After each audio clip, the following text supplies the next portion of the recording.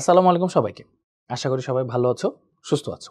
আজকে আমরা চলে এলাম HSC chemistry first paper one shot CQ plus MCQ দুইটাই একসাথে শিখবো, কারণ আজকে আমাদের চ্যাপ্টারটা হচ্ছে চ্যাপ্টার 5 কর্মমুখী রসায়ন। আচ্ছা, শুরুতে কয়েকটা কথা একটু বলে নিই। কর্মমুখী রসায়ন চ্যাপ্টারটা আমরা অনেকে ইগনোর করি, ছোট চ্যাপ্টার দেখে হোক বা আমাদের মনে হয় যে এটা অনেক মুখস্থ নির্ভর একটা চ্যাপ্টার, এই কারণেই হোক না কেন আমরা ম্যাক্সিমাম মানুষজন এটা একটু ইগনোর করি বা এটা ভাবি যে না পরীক্ষার আগের দিন হালকা একটু পড়লেও হবে।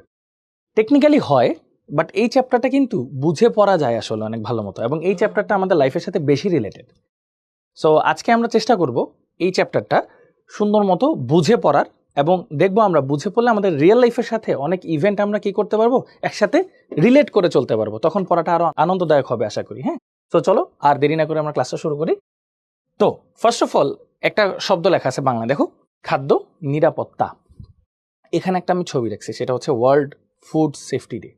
আচ্ছা, খাদ্য নিরাপত্তা এই শব্দকে আসলে ইংলিশে দুইটা ওয়ার্ড আছে, ওই দুইটা ওয়ার্ডই আসলে খাদ্য নিরাপত্তা বাংলায় অর্থ হয়, কিন্তু দুইটার আসলে সংজ্ঞা আলাদা। তো চলো আসলে জিনিসগুলো দেখি। হ্যাঁ, জিনিসগুলো কি বাংলায় কি বললাম, খাদ্য নিরাপত্তা। হ্যাঁ, ওকে। এখন ইংলিশের দুইটা ওয়ার্ড আছে, একটা হচ্ছে ফুড সেফটি, এটার অর্থ খাদ্য নিরাপত্তা, আরেকটা হচ্ছে ফুড সিকিউরিটি, এটার অর্থ কিন্তু খাদ্য নিরাপত্তা। এখন কথা হচ্ছে আমরা কোন খাদ্য নিরাপত্তা নিয়ে পড়তেছি। আমরা টেকনিক্যালি ফুড সিকিউরিটি নিয়ে পড়বো, কিন্তু কথা হচ্ছে এই দুইটার মধ্যে ফান্ডামেন্টাল ডিফারেন্সটা কি। আচ্ছা, ফান্ডামেন্টাল ডিফারেন্সটা একটু বলি। প্রথমে এই যে এটা নিয়ে বলি। হ্যাঁ, এটা বিশাল একটা শাখা আর কি। Food security. ফুড সিকিউরিটি জিনিসটা কি, পৃথিবীতে যত মানুষ আছে, হ্যাঁ, প্রত্যেকে সারা বছর, মানে যখন চায় তখন, মানে অ্যাট অল টাইমস, হ্যাঁ, পৃথিবীর সকল মানুষ সারা বছর তাদের সুস্থ স্বাভাবিক জীবনযাপনের জন্য গুণগত মানসম্পন্ন যে খাদ্যটা তাদের দরকার, সেই খাদ্যের প্রতি তাদের যে এক্সেসটা থাকবে বা খাদ্যটা তাদের কাছে যে প্রাপ্যতা থাকবে, এই পুরা বিষয়টাই হচ্ছে ফুড সিকিউরিটি। আর একটু সহজভাবে বলি, পৃথিবীতে যত মানুষ আছে সবাই সারা বছর যে কোনো সময় তাদের সুস্থ স্বাভাবিক জীবনযাপনের জন্য খাদ্য দরকার, তাই না? গুণগত মানসম্পন্ন, পুষ্টি মানসম্পন্ন খাদ্য দরকার। এই খাদ্যটা উৎপাদন করা, পরিবহন করা এবং কনজিউম করা, গ্রহণ করা, এই সমস্ত কিছু যে প্রসেসের আন্ডারে থাকে সেটাকে বলা হয় ফুড সিকিউরিটি। তাহলে ফুড সিকিউরিটি কিন্তু বিশাল একটা জিনিস। হ্যাঁ, এটার তিনটা ভিত্তি আছে, আমরা একটু পরে পড়বো। আচ্ছা, তাহলে কথা হচ্ছে ভাই ফুড সেফটি জিনিসটা কি। ফুড সেফটিটা একটু সহজ। ফুড সেফটি মানে সেফ ফুড, খাদ্যকে নিরাপদ রাখা, ব্যাপারটা হচ্ছে অনেকটা এরকম। এখন খাদ্যকে নিরাপদ রাখার অর্থটা কি বলতো, ভেজাল মুক্ত রাখা। তো ফুড সেফটিটাকে যদি আমরা বড় দাগে দেখতে চাই তাহলে আমরা বলতে পারি এটা হচ্ছে ভেজাল মুক্ত খাদ্য। মানে আমরা যারা কনজিউমার আছি বা মানুষ যেসব খাদ্যগুলো গ্রহণ করবে সুস্থ স্বাভাবিক জীবনযাপনের জন্য, সেগুলো যেন ভেজাল মুক্ত থাকে, গুণগত মান সম্পন্ন থাকে। এই পুরো বিষয়টাকে নিশ্চিত করে হচ্ছে ফুড সেফটি। শেষ। তার মানে এখানে শুধুমাত্র খাদ্যটা যেন ভালো থাকে সেই বিষয়টা হচ্ছে মেনটেন করা হচ্ছে। ভালো থাকা মানে গুণগত মানসম্পন্ন থাকা, ভেজাল মুক্ত থাকা। আর ফুড সিকিউরিটিকে খাদ্য উৎপাদন, খাদ্যটা যেন সবার কাছে সহজলভ্য হয়, পরিবহন এবং খাদ্য যাতে ঠিকমতো আমরা খেতে পারি, ওই পুরো প্রসেসটাই আমরা বলতেছি ফুড সিকিউরিটি। কাদের জন্য? পৃথিবীর সমস্ত মানুষ যে কোনো সময় সুস্থ সবল জীবনযাপনের জন্য। ওকে, এই বিষয়টা। আচ্ছা, কেন এই বিষয়টা আসছে? কারণ পৃথিবীতে যে কোনো দেশ, আমি দেশ নিয়ে একটু চিন্তা করি, একটু বড় আকারে চিন্তা করি। পৃথিবীতে কোনো দেশই কিন্তু মনে করো সমস্ত ধরনের খাদ্যের যে টাইপগুলো আছে না, যে ধরো প্রোটিন বলো, তারপর ধরো ওই যে বলি না আমি শ্বেতসার, স্নেহ, এইসব বিষয়গুলো, মানে প্রোটিন, কার্বোহাইড্রেট, লিপিড, এইসব জিনিসপত্রগুলা যেগুলো খাদ্যের মানে একটা ব্যালেন্স ডায়েট বা সুষম খাদ্যের জন্য দরকার, সেইগুলা কিন্তু একটা দেশ সম্পূর্ণভাবে তৈরি করতে পারে না বা প্রস্তুত করতে পারে না বা উৎপাদন করতে পারে না। তো একটা দেশ কি করতে হয়, ধরো একটা দেশ হচ্ছে আমিষ জাতীয় খাদ্য বেশি উৎপন্ন করতেছে, হ্যাঁ, আর অন্য কিছু কম উৎপন্ন করতেছে। তাহলে কি ওই দেশের মানুষজন শুধু আমিষই খাবে, বাকি কিছু খাবে না? তাহলে হয়তো ব্যালেন্স ডায়েট হবে না, মানে সুষম খাদ্য হবে না। তাহলে তার কি করতে হবে, ওই দেশকে কি করতে হবে বলতো? তাহলে ওই দেশকে বাকি যে খাদ্যগুলো আছে সেগুলো আমদানি করতে হবে। এই যে আমদানির একটা বিষয় চলে আসলো, মানে ট্রান্সপোর্টেশন। আবার এই যে আমিষ যে অতিরিক্ত উৎপাদন করতেছে, ধরো, হ্যাঁ, আমিষ যে অতিরিক্ত উৎপাদন করতেছে, এখন একটা সময় তো এটা নষ্ট হয়ে যাবে, পচনশীল না, একটা সময় নষ্ট হয়ে যাবে। তাহলে এটাকে কি করতে হবে ভাই বলতো? সংরক্ষণ করতে হবে। এখন দেখো, ধরো তার দরকার হচ্ছে ওই দেশে 5 কেজি মাংস, সে উৎপন্ন করতেছে 7 কেজি মাংস। এখন 5 কেজি হলেই তো তার হয়, তাহলে বাকি 2 কেজি সে কি করতে পারে, সে চাইলে রপ্তানি করতে পারে অন্য একটা দেশে, যে দেশে হচ্ছে আমিষের আবার মানে প্রোটিনের আবার কি আছে, ঘাটতি আছে, এরকম একটা বিষয়। তাহলে এই যে ট্রান্সপোর্টেশন করা, এটাতেও কিন্তু খাদ্যের গুণাগুণ নষ্ট হইতে পারে, তাহলে সেটা কন্ট্রোল করতে হবে। আবার এই যে 5 কেজি মাংস ধরো সারা বছর লাগবে, এখন উৎপন্ন হয়েছে ধরো লেটসে জানুয়ারি মাসে, তাহলে বাকি 11 মাস তো সংরক্ষণ করতে হবে। তাহলে এই যে সংরক্ষণের যে প্রসেসটা, এই যে সমস্ত বিষয়াদিগুলা উৎপাদন থেকে শুরু করে কনজিউম করা পর্যন্ত মাঝখানে সমস্ত বিষয়গুলা যে নিয়ন্ত্রণ করতেছে বা যে প্রসেসটা আছে, সেটাই হচ্ছে ফুড সিকিউরিটি। ওকে, বিশাল একটা ব্যাপার। এখন এই ফুড সিকিউরিটিটা হচ্ছে 3টা বিষয়ের উপর নির্ভর করে। তাহলে আমরা আসলে খাদ্য নিরাপত্তা বলতে আসলে কোনটা পড়তেছি ভাই বলতো? ফুড সিকিউরিটি নাকি? Food security. আচ্ছা, ওকে। তাহলে দেখো, খাদ্য নিরাপত্তা 3টি ভিত্তির উপর প্রতিষ্ঠিত। আমরা প্রত্যেকটা আলাদা আলাদা করে এক্সপ্লেইন করব। ফার্স্ট হচ্ছে খাদ্যের পর্যাপ্ততা বা ফুড অ্যাভেইলেবিলিটি। আচ্ছা, খাদ্যের পর্যাপ্ততা বলতে আসলে কি বোঝায়? ওই যে সুষম খাদ্য বা ব্যালেন্স ডায়েট নিশ্চিত করার জন্য আমাদের কিন্তু সব ধরনের খাদ্যই দরকার। হ্যাঁ, ধরো কার্বোহাইড্রেটও দরকার, লিপিডও দরকার, প্রোটিনও দরকার, ভিটামিন দরকার, মিনারেল দরকার, সবকিছু দরকার আর কি। হ্যাঁ, এখন বিষয় হচ্ছে এই যে বললো না খাদ্যের পর্যাপ্ততা, মানে একটা মানুষ যেন সুস্থ সবল জীবনযাপন করতে পারে, তাহলে তার সুষম খাদ্যের জন্য যতটুক খাবার দরকার, ধরো দৈনিক হিসাব করি আমরা, ধরো দৈনিক যতটুক খাবার দরকার ততটুক যেন থাকে, অ্যাভেলেবেল থাকে। যদি অ্যাভেলেবেল না থাকে খাবা কি করে? যেমন এই যে এইসব কারণে কিন্তু দাম বাড়ে। ধরো আমার হচ্ছে প্রতিদিন আমিষ দরকার, মানে প্রোটিন দরকার লেটস সে 80 গ্রাম, কিন্তু আমার আশেপাশের এলাকায় বা আমার দেশে মাথাপিছু মানে প্রতিটা মানুষের জন্য ধরো অ্যাভেলেবেল আমিষ আছে বা প্রোটিন আছে ধরো 60 গ্রাম। তাহলে কি হলো ভাইয়া বলো তো? 20 গ্রাম করে কম না আমাদের? মানে কি অ্যাভেলেবেল না? এতে করে কি হবে? জিনিসপত্রের দাম বেড়ে যাবে। যাদের টাকা মোটামুটি একটু বেশি আছে তারা কম্পিটিশন করে বেশি নিয়ে ফেলবে, যাদের টাকা একটু কম আছে তারা তাহলে পিছিয়ে পড়বে। তাহলে কি হবে? তাদের আস্তে আস্তে কি হবে? পুষ্টিগুণ কমতে থাকবে, শরীরে অনেক রোগ ব্যাধি আসতে থাকবে, মানে অনেক খারাপ ডিক্লাইন হতে থাকবে সবকিছু আর কি। হ্যাঁ, ইকোসিস্টেম নষ্ট হবে, এরকম আর কি ব্যাপারটা চিন্তা করো। সো দেখো, ফুড অ্যাভেলেবিলিটি যে ব্যাপারটা খুবই গুরুত্বপূর্ণ। হ্যাঁ, মানে অ্যাভেলেবেল থাকতে হবে তোমার কাছে ফুড। আচ্ছা, এখন কি ফুড অ্যাভেলেবেল থাকলেই হবে? ধরো আমার 80 গ্রাম মাংস দরকার, 80 গ্রামই আছে আমার দেশে, হ্যাঁ, আমার জন্য, কিন্তু আমার তো আসলে এবিলিটি থাকতে হবে কেনার মতো, নাকি অ্যাফোর্ডেবিলিটি যেটাকে আমরা বলি, হ্যাঁ, কেনার মতো এবিলিটি থাকতে হবে। সো একটু খেয়াল করো, খাদ্যের সহজলভ্যতা, এটাকে বলা হয় হচ্ছে ফুড অ্যাক্সেসিবিলিটি। এখন কথা হচ্ছে, আমার যদি অর্থনৈতিক সামর্থ্যই না থাকে কেনার মতো, তাহলে তো আমার অ্যাভেলেবল থেকে লাভ নাই। তার মানে কি, আমার ফুডটা সহজলভ্য হতে হবে, মানে অ্যাক্সেসিবল হতে হবে, মানে অ্যাফোর্ডেবল হতে হবে। যদি অ্যাফোর্ডেবল না থাকে তাহলে কিন্তু আমি খেতে পারবো না বা কিনতে পারবো না, তাহলে ওই যে আবার সেম ইকোসিস্টেম নষ্ট হয়ে যাবে। কিভাবে? ওই যে পুষ্টিহীনতায় ভুগবো আমি, এরকম ব্যাপারটা থাকবে। এই যে লিখছে, ব্যক্তির প্রয়োজনীয় পুষ্টিমানের খাদ্য কেনার অর্থনৈতিক সামর্থ্য যদি না থাকে তাহলে তো সহজলভ্যতা হইল না ব্যাপারটা, তাই না? আচ্ছা, তারপর আরেকটা যে বিষয় আছে, খাদ্যের সঠিক ব্যবহার, ফুড ইউজ।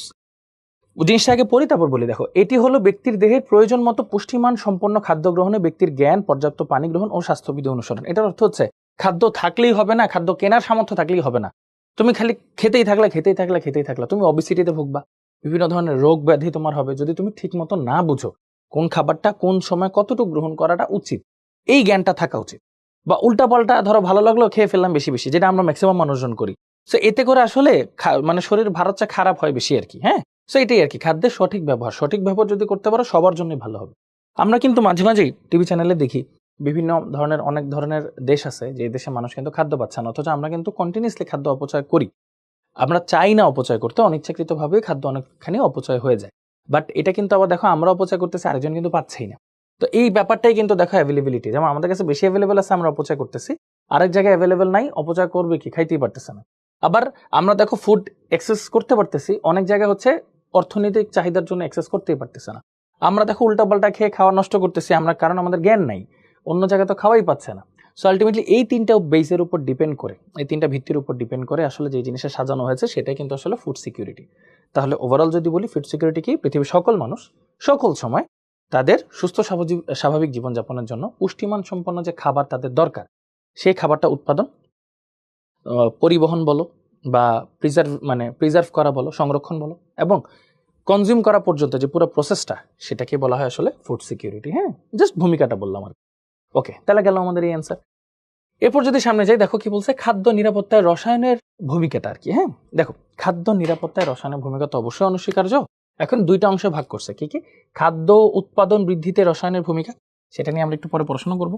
আর হচ্ছে উৎপাদিত খাদ্যবস্তুকে দীর্ঘকাল সংরক্ষণে রসায়নের ভূমিকা, সেটাও আমরা পড়াশোনা করবো। এখন প্রথম কথাটা বলি, খাদ্য উৎপাদন বৃদ্ধিতে রসায়নের ভূমিকা।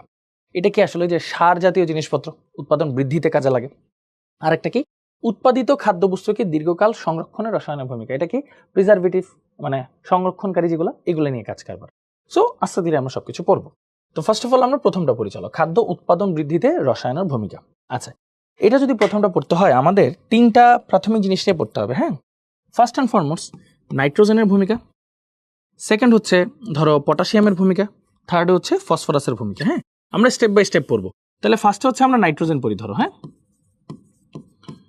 কোনটার কাজ কি আমরা ধরে ধরে পড়বো। আচ্ছা, নাইট্রোজেন। এখন নাইট্রোজেন গুলা কি করে, নাইট্রোজেনের মূল কাজ কি? হ্যাঁ, নাইট্রোজেনের অনেক ধরনের কাজ আছে ভাইয়া, অনেক ধরনের কাজ আছে। যেমন নাইট্রোজেন যেগুলা, নাইট্রোজেন হচ্ছে অ্যামাইনো অ্যাসিডের one of the main component. Amino অ্যাসিডের পলিমারকেই বলা হয় প্রোটিন। তার মানে আমরা বলতে পারি নাইট্রোজেন থেকে কি হয় আসলে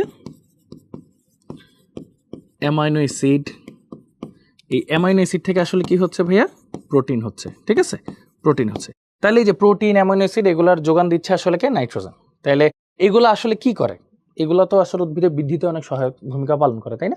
তাহলে এটা মোটামুটি আমরা বুঝলাম যে উদ্ভিদের বৃদ্ধিতে ভালো ভূমিকা পালন করে হচ্ছে নাইট্রোজেন। আচ্ছা, আরো কিছু কি আছে? আরো আছে। সেটা হচ্ছে নাইট্রোজেন হচ্ছে ক্লোরোফিল, ক্লোরোফিল গঠনে one of the main component.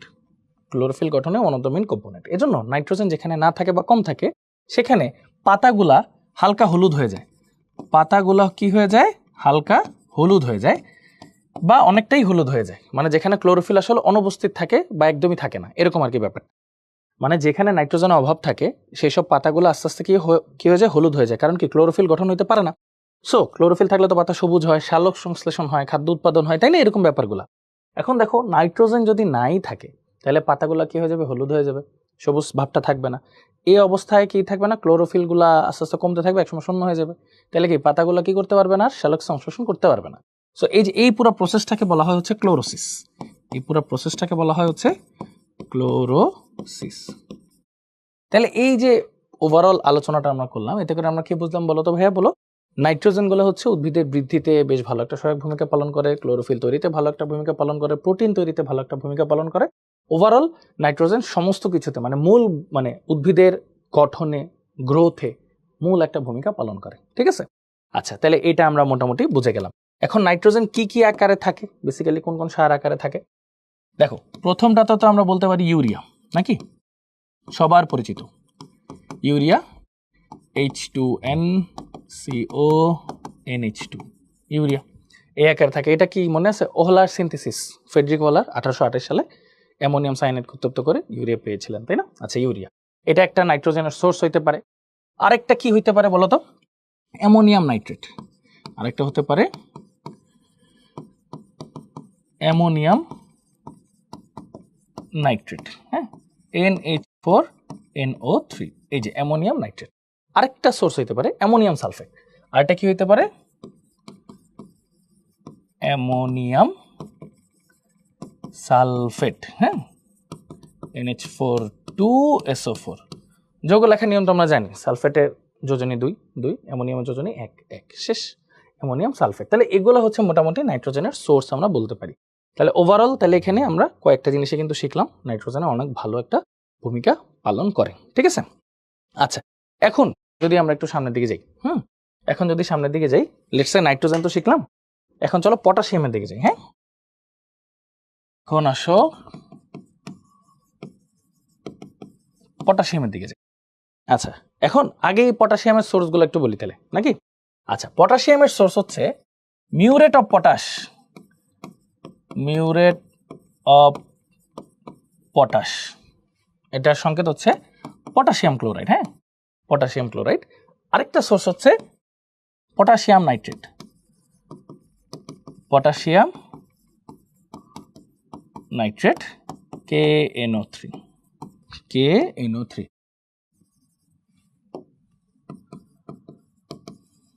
Okay, KNO3। বাস, এই দুইটা হচ্ছে পটাশিয়াম সোর্স। এখন পটাশিয়াম কি ভূমিকা পালন করে এটা একটু জানা লাগবে। আচ্ছা, তো পটাশিয়াম হচ্ছে বেসিক্যালি ট্রান্সপোর্ট সিস্টেম। ট্রান্সপোর্ট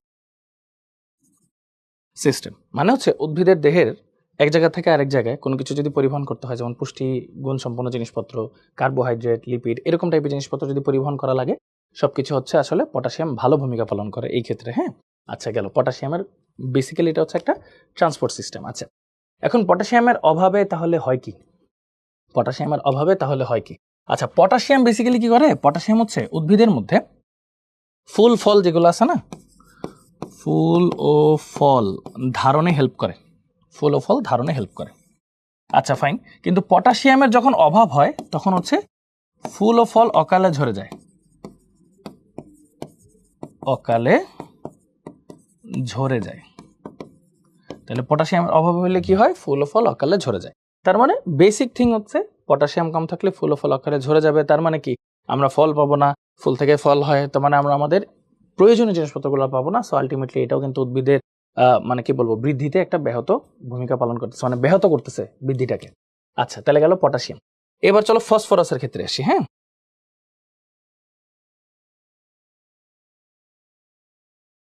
ফসফরাসের সোর্সগুলো একটু বলি। আচ্ছা, ফার্স্টে ফসফরাসের সোর্স যদি বলি, টিএসপি, যেটাকে আমরা বলি হচ্ছে triple super phosphate, triple super phosphate, যেটার আরেকটা নাম আছে ভাইয়া, সেটা হচ্ছে মোনোক্যালসিয়াম ডাইহাইড্রোজেন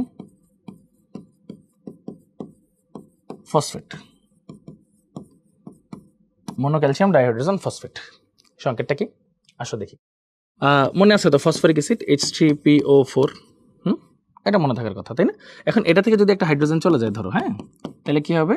H2PO4, একটা হাইড্রোজেন চলে গেছে না, এটা প্লাস হলে বাকিটা কি হয়ে যাবে? মাইনাস, এরকম থাকলো। এখন ক্যালসিয়াম যখন এটার সাথে যুক্ত হবে, দেখো ক্যালসিয়ামের জারণ মান তো 2, আর H2PO4 মাইনাস 1 কি হবে? ওর জারণ মান ওর কাছে চলে যাবে, আর ওর জারণ মান কত? 1, এটা ওর কাছে চলে আসবে। তাহলে জিনিসটা কি হবে? ক্যালসিয়াম H2PO4 2, মোনোক্যালসিয়াম ডাইহাইড্রোজেন ফসফেট, এটাকে বলা হয় হচ্ছে টিএসপি। তাহলে এটা আমরা কি বললাম ভাইয়া? টিএসপি। সোর্সটা দেখলাম। আরেকটা আছে, আরেকটা হচ্ছে ডিএপি, এটা নাম হচ্ছে ডাই অ্যামোনিয়াম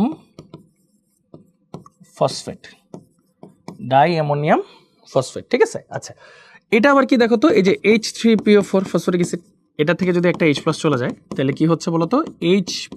H2PO4 মাইনাস, আবার H2PO4 মাইনাস থেকে আরেকটা H+ যদি চলে যায়, তাহলে HPO4 2 মাইনাস, এটা প্রডিউসড হবে। এখন এটার সাথে যদি আমরা অ্যামোনিয়াম দিই, অ্যামোনিয়ামের যোজনী তো +1, আর HPO4 2 মাইনাস, এটা যোজনী কত? 2, তাহলে 2 ওর কাছে যাবে, 1 ওর কাছে যাবে, তাহলে সংকেতটা কি হবে? ডাই অ্যামোনিয়াম, যেহেতু অ্যামোনিয়াম দুইটা, হাইড্রোজেন ফসফেট। হ্যাঁ, ডাই অ্যামোনিয়াম হাইড্রোজেন ফসফেট বা ডাই অ্যামোনিয়াম ফসফেট যেটাকে বলি আমরা শুধু, এটা নাম হচ্ছে ডিএপি। তাহলে এগুলো হচ্ছে মোটামুটি কিসের সোর্স? ফসফরাসের সোর্স, তাই তো?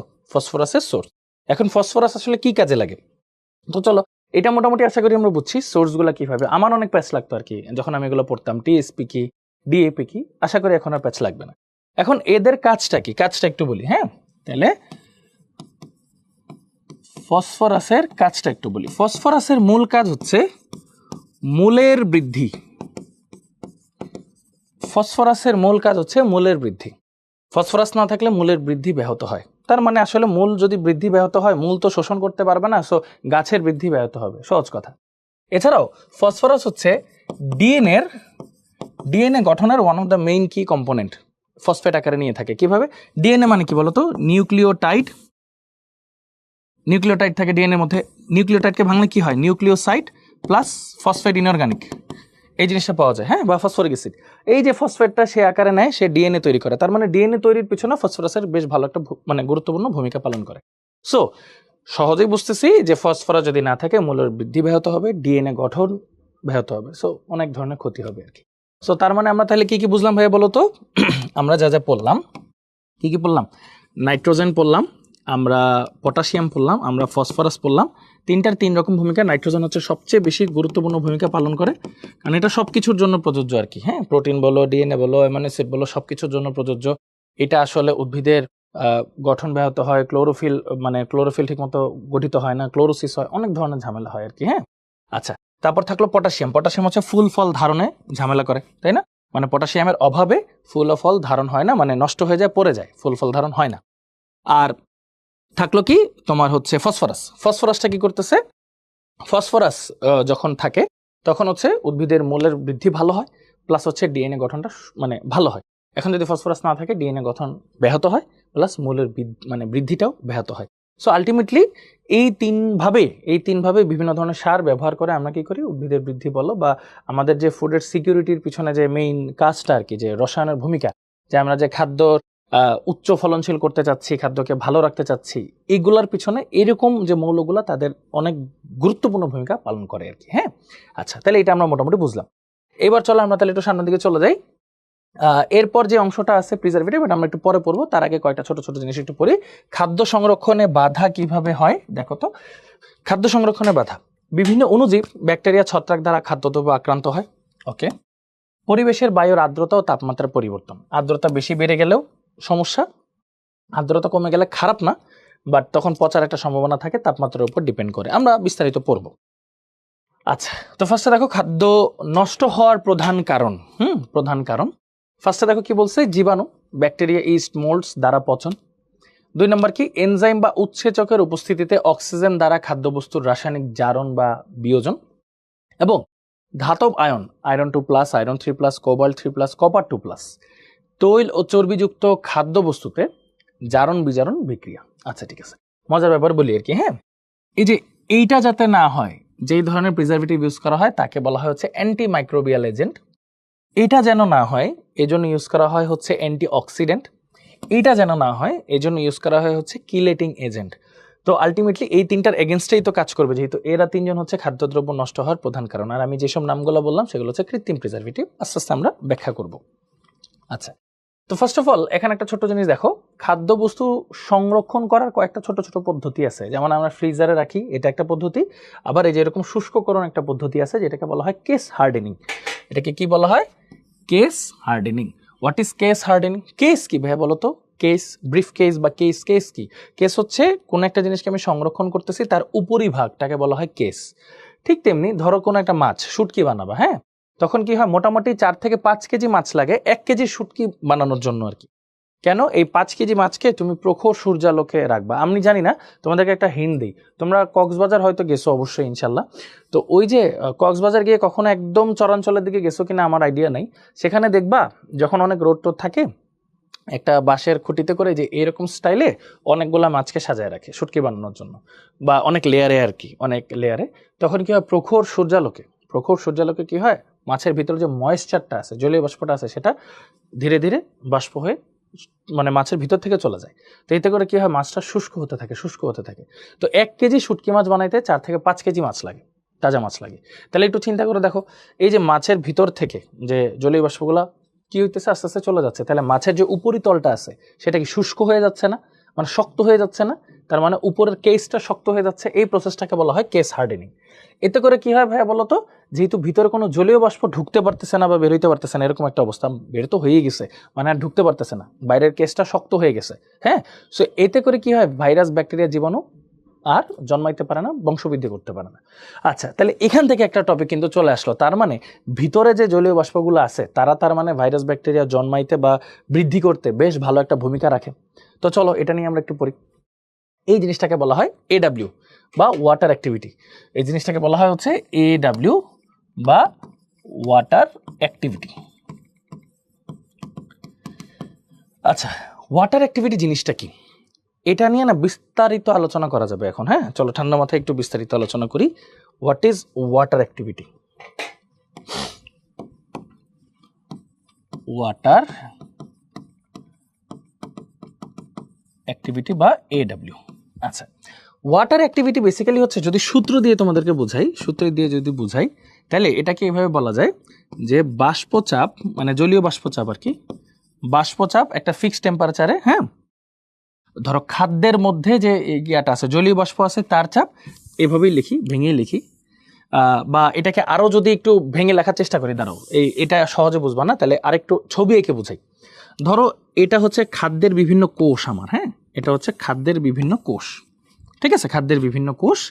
এই কোষের সাথে কিছু পরিমাণ পানি মানে কোষের সাথেই লেগে থাকে, এটা হচ্ছে কোষের সাথে একদম লেগে থাকে, এটা হচ্ছে মুক্ত অবস্থায় থাকে না, এটা কোষের সাথেই লেগে থাকে, এটা মুক্ত অবস্থায় থাকে না। এই জিনিসটাকে বলা হয় হচ্ছে আবদ্ধ পানি, আবদ্ধ পানি বা বাউন্ড ওয়াটার, এটাকে বলা হয় আবদ্ধ পানি বা বাউন্ড ওয়াটার। আর এই যে খাদ্য বস্তু আছে না, খাদ্য বস্তুর মধ্যে কিছু পরিমাণ পানি থাকে, যেই পানিগুলো হচ্ছে চারপাশে থাকে, মানে কোষের সাথে লেগে থাকে না, বাট চারপাশে থাকে, যেগুলা ফ্রি অবস্থায়, মানে ওগুলা থেকে পানি তুমি বের করে নিতে পারবা। যেমন এই যে এই কোষের যে পানিগুলো আছে না, এগুলো তুমি বের করতে পারবে না, এগুলো কোষের সাথেই লেগে আছে, বিভিন্ন বন্ধন করে, হাইড্রোজেন বন্ধন বলো বা আদার্স বন্ধন করে সে লেগে আছে। কিন্তু কিছু পানি আছে যেগুলো ধরো এই যে এই পাশে বহমান, হ্যাঁ, এই পাশে বহমান, এই পাশে বহমান, এরকম কিছু পরিমাণ পানি আছে, এই পানিগুলাকে বিভিন্ন ধরনের তাপ চাপ প্রয়োগ করে বের করে ফেলা যায়। এই যে এই পানিগুলাকে বলা হয় ফ্রি ওয়াটার, মানে মুক্ত পানি বা ফ্রি ওয়াটার, মুক্ত পানি বা ফ্রি ওয়াটার। আমি তারপরে একটু মানে ইন্ডিকেট করে দিই, এটা হচ্ছে ফ্রি ওয়াটার, এটা হচ্ছে বাউন্ড ওয়াটার বা বাউন্ডেড ওয়াটার, হ্যাঁ। আচ্ছা, এখন কথা হচ্ছে এই দুইটা জিনিস কেন পড়াইলাম। ধরো এটা পুরাটা মিলে হচ্ছে একটা খাদ্য, খাদ্যের ভিতরে বিভিন্ন কোষের মধ্যে পানিগুলো আটকা অবস্থায় আছে। এই যে এই পানিগুলো যেগুলো একদম কোষের সাথে যুক্ত অবস্থায় আছে, এটাতে কোনো ভাইরাস ব্যাকটেরিয়া জন্মাতে পারে না, এটা কোষের অন্তর্নিহিত পানি। কিন্তু এই যে এই পানি যেগুলো আছে না, কোষের ফাঁকায় ফাঁকায় যেগুলো আছে, এই পানিগুলো মুক্ত অবস্থায় আছে, এগুলা কি করতে পারে, নাড়াচাড়া করতে পারে, এগুলাই কোষের ভিতরে জলীয় পরিবেশ সৃষ্টি করে, এগুলা কোষের ভিতরে কি করে, জলীয় পরিবেশ সৃষ্টি করে, জলীয় পরিবেশ সৃষ্টি করে। এই জলীয় পরিবেশেই হচ্ছে বিভিন্ন ধরনের ভাইরাস ব্যাকটেরিয়া মোল্ড এগুলো জন্মাইতে পারে, ভাইরাস ব্যাকটেরিয়া মোল্ড জন্মাতে পারে। তার মানে এখানে হচ্ছে বিভিন্ন ধরনের ভাইরাস ব্যাকটেরিয়া মোল্ড ছত্রাক জন্মাতে পারে, ঠিক আছে, এগুলাতে জন্মাতে পারে। এই যে কতটুক ফ্রি ওয়াটার এখানে আছে, সেই পরিমাপটাই হচ্ছে AW, মানে কতটুক পানি আছে যেখানে হচ্ছে ভাইরাস ব্যাকটেরিয়া জন্মাতে পারবে, মানে ফ্রি ওয়াটারের কতটুক ফ্রি ওয়াটার আছে এই খাদ্যের মধ্যে, এটার পরিমাপটাই হচ্ছে AW। কতটুক ফ্রি ওয়াটার আছে খাদ্যের মধ্যে, এটার পরিমাপই হচ্ছে AW। তাহলে AWটা কি আসলে বলতো, ফ্রি ওয়াটারের পরিমাপ, এটা কিন্তু বাউন্ড ওয়াটারের পরিমাপ না, এটা কিন্তু বাউন্ড ওয়াটারের পরিমাপ না। AW বা ওয়াটার অ্যাক্টিভিটিটা হচ্ছে ফ্রি ওয়াটারের পরিমাপ, মানে যেই পানিতে ভাইরাস ব্যাকটেরিয়া ছত্রাক মোল্ড এগুলো হচ্ছে কি করতে পারবে, জন্মাইতে পারবে বা বংশবৃদ্ধি করতে পারবে বা বংশবৃদ্ধির কাজে ব্যবহার করতে পারবে যেই পানি। কারণ এই আদার্স অণুজীবগুলা এইসব পানি ব্যবহার করতে পারলেও ভিতরের কোষের পানি ব্যবহার করতে পারবে না, এজন্য এটা আমাদের মাথা ব্যথার কারণ না। আমাদের মাথা ব্যথার কারণ হচ্ছে এই ফ্রি ওয়াটার, ফ্রি ওয়াটার যত বেশি থাকবে তারা তত বেশি জন্মাতে পারবে। তার মানে এখানে একটা অবজেক্টিভ কিন্তু সলভ হয়ে গেল, কি ভাইরাস ব্যাকটেরিয়া মোল্ড ছত্রাক বিভিন্ন অণুজীব আছে, তাদের বৃদ্ধি বংশ বিস্তারের জন্য কেমন পরিবেশ দরকার, জলীয় পরিবেশ দরকার। শেষ, এটা আমরা পড়ে ফেললাম। তাহলে AW আশা করি আমরা বুঝে গেছি। এখন সূত্র যদি বলি হোয়াট ইজ AW আর কি, হ্যাঁ, এখন আশা করি সহজভাবে বুঝবা। AW হচ্ছে vapor pressure of free water in food at a constant temperature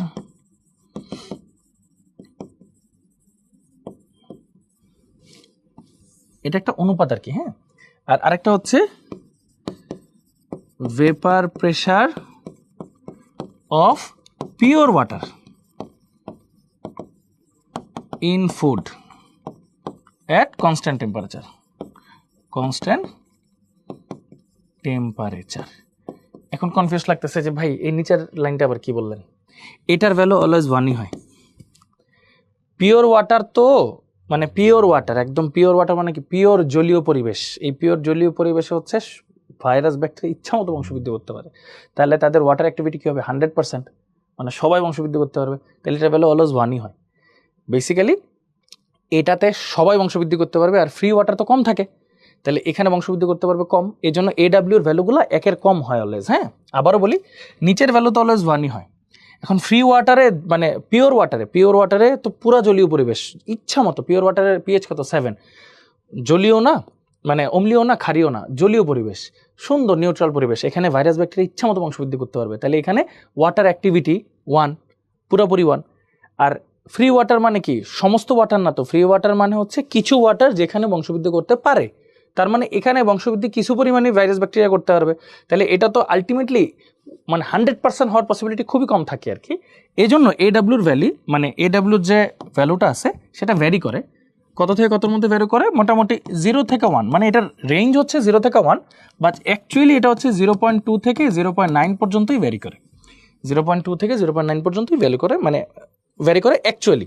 কিন্তু এটা হচ্ছে রেঞ্জটা কি 0 to 1। এখন এটা কিছু ভ্যালুগুলো আছে, ভ্যালুগুলো আমি একটু বলি।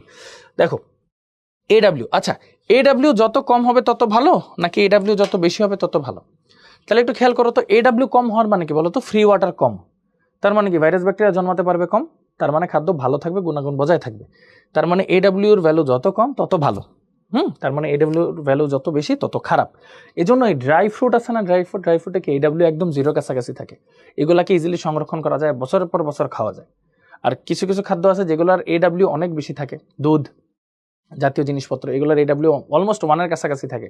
এগুলা কিন্তু বেশি দিন সংরক্ষণ করা যায় না, তাড়াতাড়ি সাথে সাথে খেয়ে ফেলতে হয়। এজন্য দেখবা খাদ্যের মেয়াদ যেগুলার কম, মনে রাখবা যেগুলার খাদ্যের মেয়াদ কম সেগুলোর এডাব্লিউ বেশি, এজন্য মেয়াদ কম।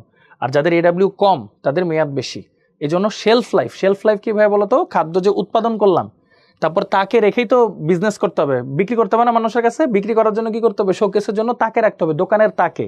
এই যে দোকানের তাকে যতদিন তুমি রাখতে পারবা, ওই যে এক্সপায়ার ডেট পর্যন্ত, উৎপাদন থেকে এক্সপায়ার ডেট পর্যন্ত যে ডেটটা থাকে, ধরো 2 বছর, এটাই হচ্ছে শেলফ লাইফ। তুমি এডাব্লিউর ভ্যালু যদি বেশি কমাইতে পারো তাহলে শেলফ লাইফ বেড়ে যাবে আরামসে, এই আর কি। কারণ যেহেতু ভাইরাস ব্যাকটেরিয়া জন্মাতে পারছে না। আশা করি বুঝে গেছো। তাইলে এখানের ঘটনাটা কি, একটু মানগুলো তোমাদেরকে বলি, একটু মনে রেখো। হ্যাঁ দেখো, এডাব্লিউ 0 মানে হচ্ছে খাদ্যবস্তু সম্পূর্ণ শুষ্ক। এডাব্লিউর ভ্যালু যদি 0.6-এর কম হয়, এডাব্লিউর ভ্যালু যদি 0.6-এর কম হয়, সেটা হচ্ছে কৌটাজাত করানোর জন্য খুবই ভালো। খাদ্য কৌটাজাত করানোর জন্য খুবই ভালো একটা ভ্যালু। এডাব্লিউর ভ্যালু এখন হচ্ছে যে ছত্রাক ব্যাকটেরিয়ার কথা বলবো আর কি। এডাব্লিউর ভ্যালু যদি 0.8-এর বেশি হয় তখন ছত্রাক জন্মানোর জন্য ভালো। যদি 0.88-এর বেশি হয়, 0.88-এর বেশি হয় তখন ইস্ট জন্মানোর জন্য ভালো। ইস্ট হচ্ছে আরেকটু হাই লেভেলের ছত্রাক আর কি। হ্যাঁ, ইস্ট বা মোল্ড জন্মানোর জন্য ভালো। আর যদি এডাব্লিউর ভ্যালু 0.9-এর বেশি হয় তখন ব্যাকটেরিয়া জন্মানোর জন্য উপযুক্ত। এই জন্যই তো বলছে যে এডাব্লিউর ভ্যালু 0.6-এর কম মানে কি, এগুলা কেউই জন্মাইতে পারবে না, ভালো থাকবে। আর নর্মালি এডাব্লিউর ভ্যালু কত থেকে কত রেঞ্জ করে? 0 to 1 পর্যন্ত রেঞ্জ করে। ওকে, তাহলে আশা করি এডাব্লিউ বা ওয়াটার অ্যাক্টিভিটি আমরা সবাই খুব ভালো মতো বুঝে গেছি। হ্যাঁ, ওকে। সো চলো এখন একটু সামনে যাই। ওই যে আরেকটা পদ্ধতি আছে খাদ্যবস্তু যে শুষ্ককরণ পদ্ধতি, আরেকটা হচ্ছে ওই যে ফ্রিজিং করা আর কি। দুইভাবে ফ্রিজিং করা যায়। একটা আছে না ওই যে নর্মাল ফ্রিজার, একটা ডিপ ফ্রিজার বলি না। এই দেখো নর্মাল ফ্রিজিংটা হচ্ছে এখানে হচ্ছে খাদ্যবস্তুকে 0 to 4 ডিগ্রি সেলসিয়াস তাপমাত্রা সংরক্ষণ করা হয়। আর এটা যেটা ডিপ ফ্রিজিং ভাইয়া, সেখানে আরো তাপমাত্রা কমানো হয়, মানে -5 ডিগ্রি সেলসিয়াস to -10 ডিগ্রি সেলসিয়াসে কি করা হয়? খাদ্যবস্তু সংরক্ষণ করা হয়। এত কম তাপমাত্রায় প্রোটোপ্লাজমগুলা শক্ত বা জমাটবদ্ধ অবস্থায় থাকে, ওরা কোনো ক্ষতি করতে পারে না ভাইরাস ব্যাকটেরিয়া। সো আলটিমেটলি সবকিছু ঠিক থাকে। এই হলো আমাদের অবস্থা, মানে ব্যাকটেরিয়ার সাইটোপ্লাজমগুলা জমাটবদ্ধ অবস্থায় থাকে, সম্পূর্ণ নিষ্ক্রিয় থাকে। সো একটা হচ্ছে normal freezing 0 to 4 degree Celsius temperature, আর একটা হচ্ছে deep freezing -5 to -10 degree Celsius temperature. তো হোপফুলি এটা আমরা পুরোটা বুঝে গেছি। ওকে, তাহলে গেলে এটা আমাদের প্রাথমিক আলোচনা। এখন আসি আমরা ফুড প্রিজারভেটিভ। দেখো আমরা খাদ্য উৎপাদন করলাম, এখন খাদ্য প্রতিদিন, এটা তো প্রতিদিন কনজিউম করাটা খুব ডিফিকাল্ট। এখন কিছু তো সংরক্ষণ করা লাগবে। এখন খাদ্য সংরক্ষণ করব যে আমরা, এজন্য কিছু জিনিসপত্র ব্যবহার করা হয়, কেমিক্যাল হোক, প্রাকৃতিক হোক, কৃত্রিম হোক, অনেক ধরনের কেমিক্যাল টাইপের জিনিসপত্র ব্যবহার করা হয়। তাহলে এই যে যা ব্যবহার করা হয় খাদ্যকে সংরক্ষণ করার জন্য দীর্ঘদিন, এদেরকে বলা হয় খাদ্য সংরক্ষক বা প্রিজারভেটিভ। তাহলে প্রিজারভেটিভটাকে আমরা কয় ভাগে ভাগ করতে পারি ভাইয়া? 2 ভাগে ভাগ করতে পারি। একটা হচ্ছে কি ন্যাচারাল বা প্রাকৃতিক খাদ্য সংরক্ষক, আর একটা হচ্ছে আর্টিফিশিয়াল বা কৃত্রিম খাদ্য সংরক্ষক। ওকে, আসো এবার আমরা ডিটেলসে পড়ি। ফার্স্ট অফ অল হচ্ছে ন্যাচারাল বা প্রাকৃতিক খাদ্য সংরক্ষক। ন্যাচারাল বা প্রাকৃতিক খাদ্য সংরক্ষকের মধ্যে কে কে আছে? ধরো লবণ। লবণ আমরা কোথেকে পাই বলো তো? ওই যে সমুদ্রের পাড়ে বিভিন্ন ধরনের আইল করা হয়, আইল করে একটা সাইড একটু ফাঁকা রাখা হয়, সমুদ্রের পানিটা ঢোকার পর ওই আইলটা বন্ধ করে দেয়, তারপর সূর্যের আলোতে রেখে দেয়।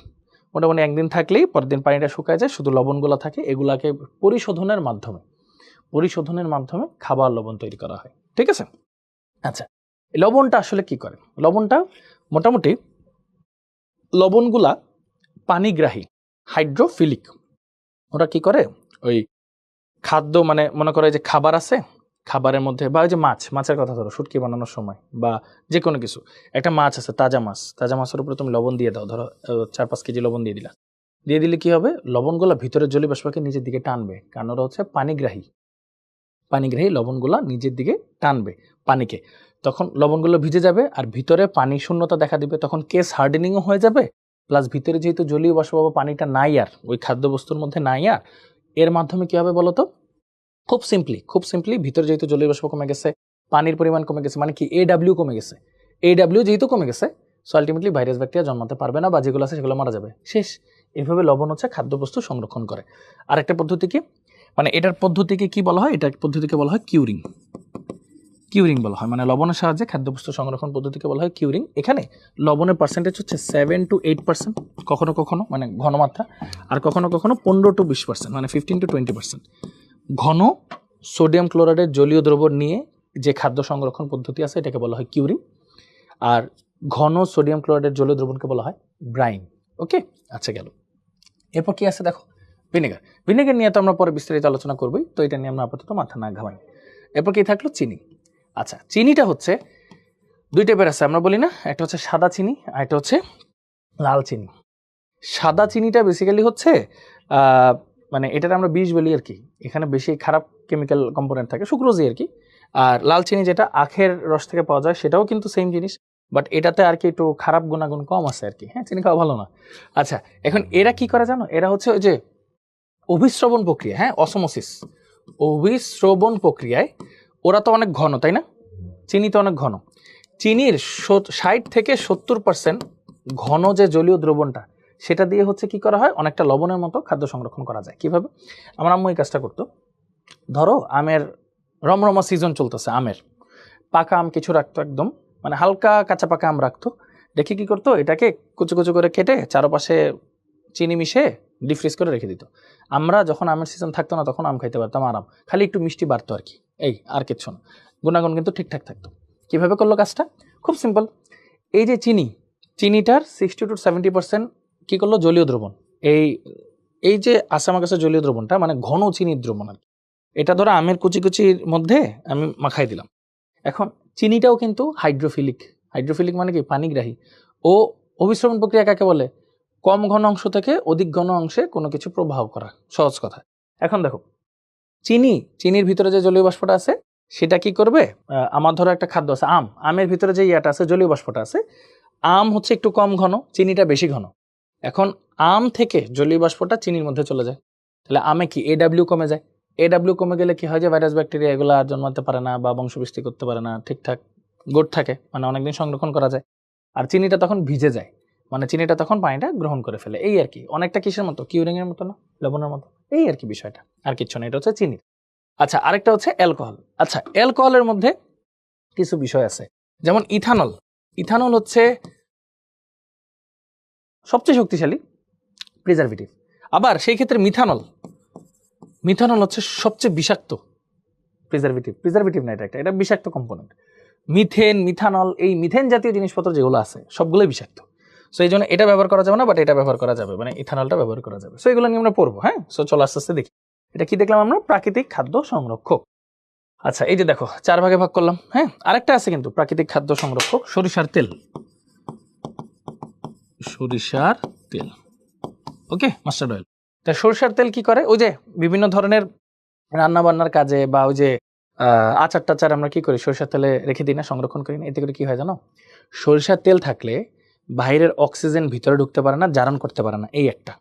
আবার সরিষার তেল যখন থাকে কি হয়, ভিতরের যে আচারগুলো আছে না, আচারগুলা যে এনজাইমগুলো, এগুলো বিভিন্ন ধরনের কাজ করতে পারে না, সো স্টপ থাকে, তার মানে খাদ্যের গুণাগুণ বজায় রাখে। ঠিক আছে। আবার ভিতরের যে খাদ্যগুলো থাকে সরিষার তেলের ভিতরে নিমজ্জিত অবস্থায়, তাদের মধ্যে যেসব মানে পানিগুলা তারা সরিষার তেলের মধ্যে হালকা পাতলা ছেড়ে দেয়, এতে করে তাদের AW কমে যায়। আবার বাইরের জলীয় বাষ্প ভিতরে ঢুকতে পারে না, তার মানে AW আসলে কমই থাকে। AW যে ওয়াটার অ্যাক্টিভিটি কম থাকে, সো ভাইরাস ব্যাকটেরিয়া জন্মাতে পারে না, গ্রোথ করতে পারে না। আবার সরিষার তেল থাকার কারণে সুবিধাটা কি হয়, একটা ঝাঁঝালো টেস্ট দেয়, যেটা খাওয়ার স্বাদটাকে আরো বাড়ায় ফেলে। সো এইভাবে সরিষার তেলও কিন্তু খাদ্য সংরক্ষণ করে থাকে। আচ্ছা, সো চলো দেখি ন্যাচারাল বা প্রাকৃতিক খাদ্য সংরক্ষকে কি কি আছে। একটা হচ্ছে লবণ, হ্যাঁ, সোডিয়াম ক্লোরাইড, খাদ্য লবণ, সোডিয়াম ক্লোরাইড। এখানে কি লবণ দিয়ে খাদ্য সংরক্ষণের পদ্ধতির নাম কিউরিং, যেখানে হচ্ছে 7 to 8% ঘন জলীয় দ্রবণ অথবা 15 থেকে 20% ঘন জলীয় দ্রবণ থাকে, ব্যাকটেরিয়া উৎপাদন ও বংশবিস্তার রোধ করে। ওকে ফাইন, পরে ফেললাম। তারপর কি আছে ভিনেগার। ভিনেগার কি ইথানিক অ্যাসিডের 6 থেকে 10% জলীয় দ্রবণকে ভিনেগার বলে, আমরা বিস্তারিত পড়বো। আচ্ছা দেখো, এই যে দেখো ইথানিক অ্যাসিডের 6 থেকে 10% জলীয় দ্রবণকে ভিনেগার বলা হয়। ভিনেগার একটি রাসায়নিক পিকলিং এজেন্ট। পিকলিং এজেন্ট মানে হচ্ছে আচারের কাজে এটা ইউজ করা, পিকল মানে আচার। আচ্ছা, এটি ব্যাকটেরিয়া অন্যান্য অণুজীব সমূহকে মেরে ফেলে এবং এর বিস্তার স্তব্ধ করে দেয়। Okay fine. তারপর চিনি বা সুক্রোজ, হ্যাঁ, C12H22O11 উৎকৃষ্ট মানের প্রিজারভেটিভ, 60% ঘনমাত্রার চিনি, মানে 60 বা 70% ঘনমাত্রার চিনি লবণের মতো করে খাদ্য সংরক্ষণ করে। আচার তৈরির ক্ষেত্রে ভিনেগারের সাথে এটি যোগ করা হয়। এটা হচ্ছে অ্যালকোহল। দেখো এখানে লেখা আছে বিশুদ্ধ ইথানল সবচেয়ে শক্তিশালী প্রিজারভেটিভ। এটি সব ধরনের অণুজীবকে ধ্বংস করে খাদ্যের গুণাগুণ ঠিক রাখে। মিথানল বিষাক্ত বলে প্রিজারভেটিভ হিসেবে ব্যবহার করা যায় না। দেখো ইথানল কথা লিখছে, আবার মিথানল কথা লিখছে, এটা ব্যবহার করা যায় না, এটা ব্যবহার করা যায়। ওকে, সো এটাও কিন্তু একটা ইম্পর্টেন্ট এমসিকিউ আকারে কাজে লেগে গেল। তো এখানে কিন্তু আসলে বেসিক্যালি আমরা কি আলোচনা করলাম, একটা সামারি আলোচনা করলাম, তোমাদের জন্য কিন্তু এটা একটা হেল্পফুল কাজ হবে। হ্যাঁ, আচ্ছা এবার চলো কোশ্চেনে অ্যান্সার দিই আমরা। দেখো বরিশাল বোর্ডে আসছিল কি, নিম্নের কোনটি অসমোসিস প্রক্রিয়ায় খাদ্য সংরক্ষণ করে, মানে অভিস্রবণ প্রক্রিয়া। কার কথা বলছিলাম? চিনি। শেষ হয়ে গেল কাজ। কোনটি অতিরিক্ত আর্দ্রতা শোষণ করে খাদ্যকে সংরক্ষণ করে? অতিরিক্ত আর্দ্রতা শোষণ করে খাদ্যকে সংরক্ষণ করে কি? চিনি না? এই যে দেখো চিনি, ওই যে অসমোটিক প্রক্রিয়া বা অসমোসিস প্রক্রিয়া বা অভিস্রবণ প্রক্রিয়া, এটা আমরা দেখলাম।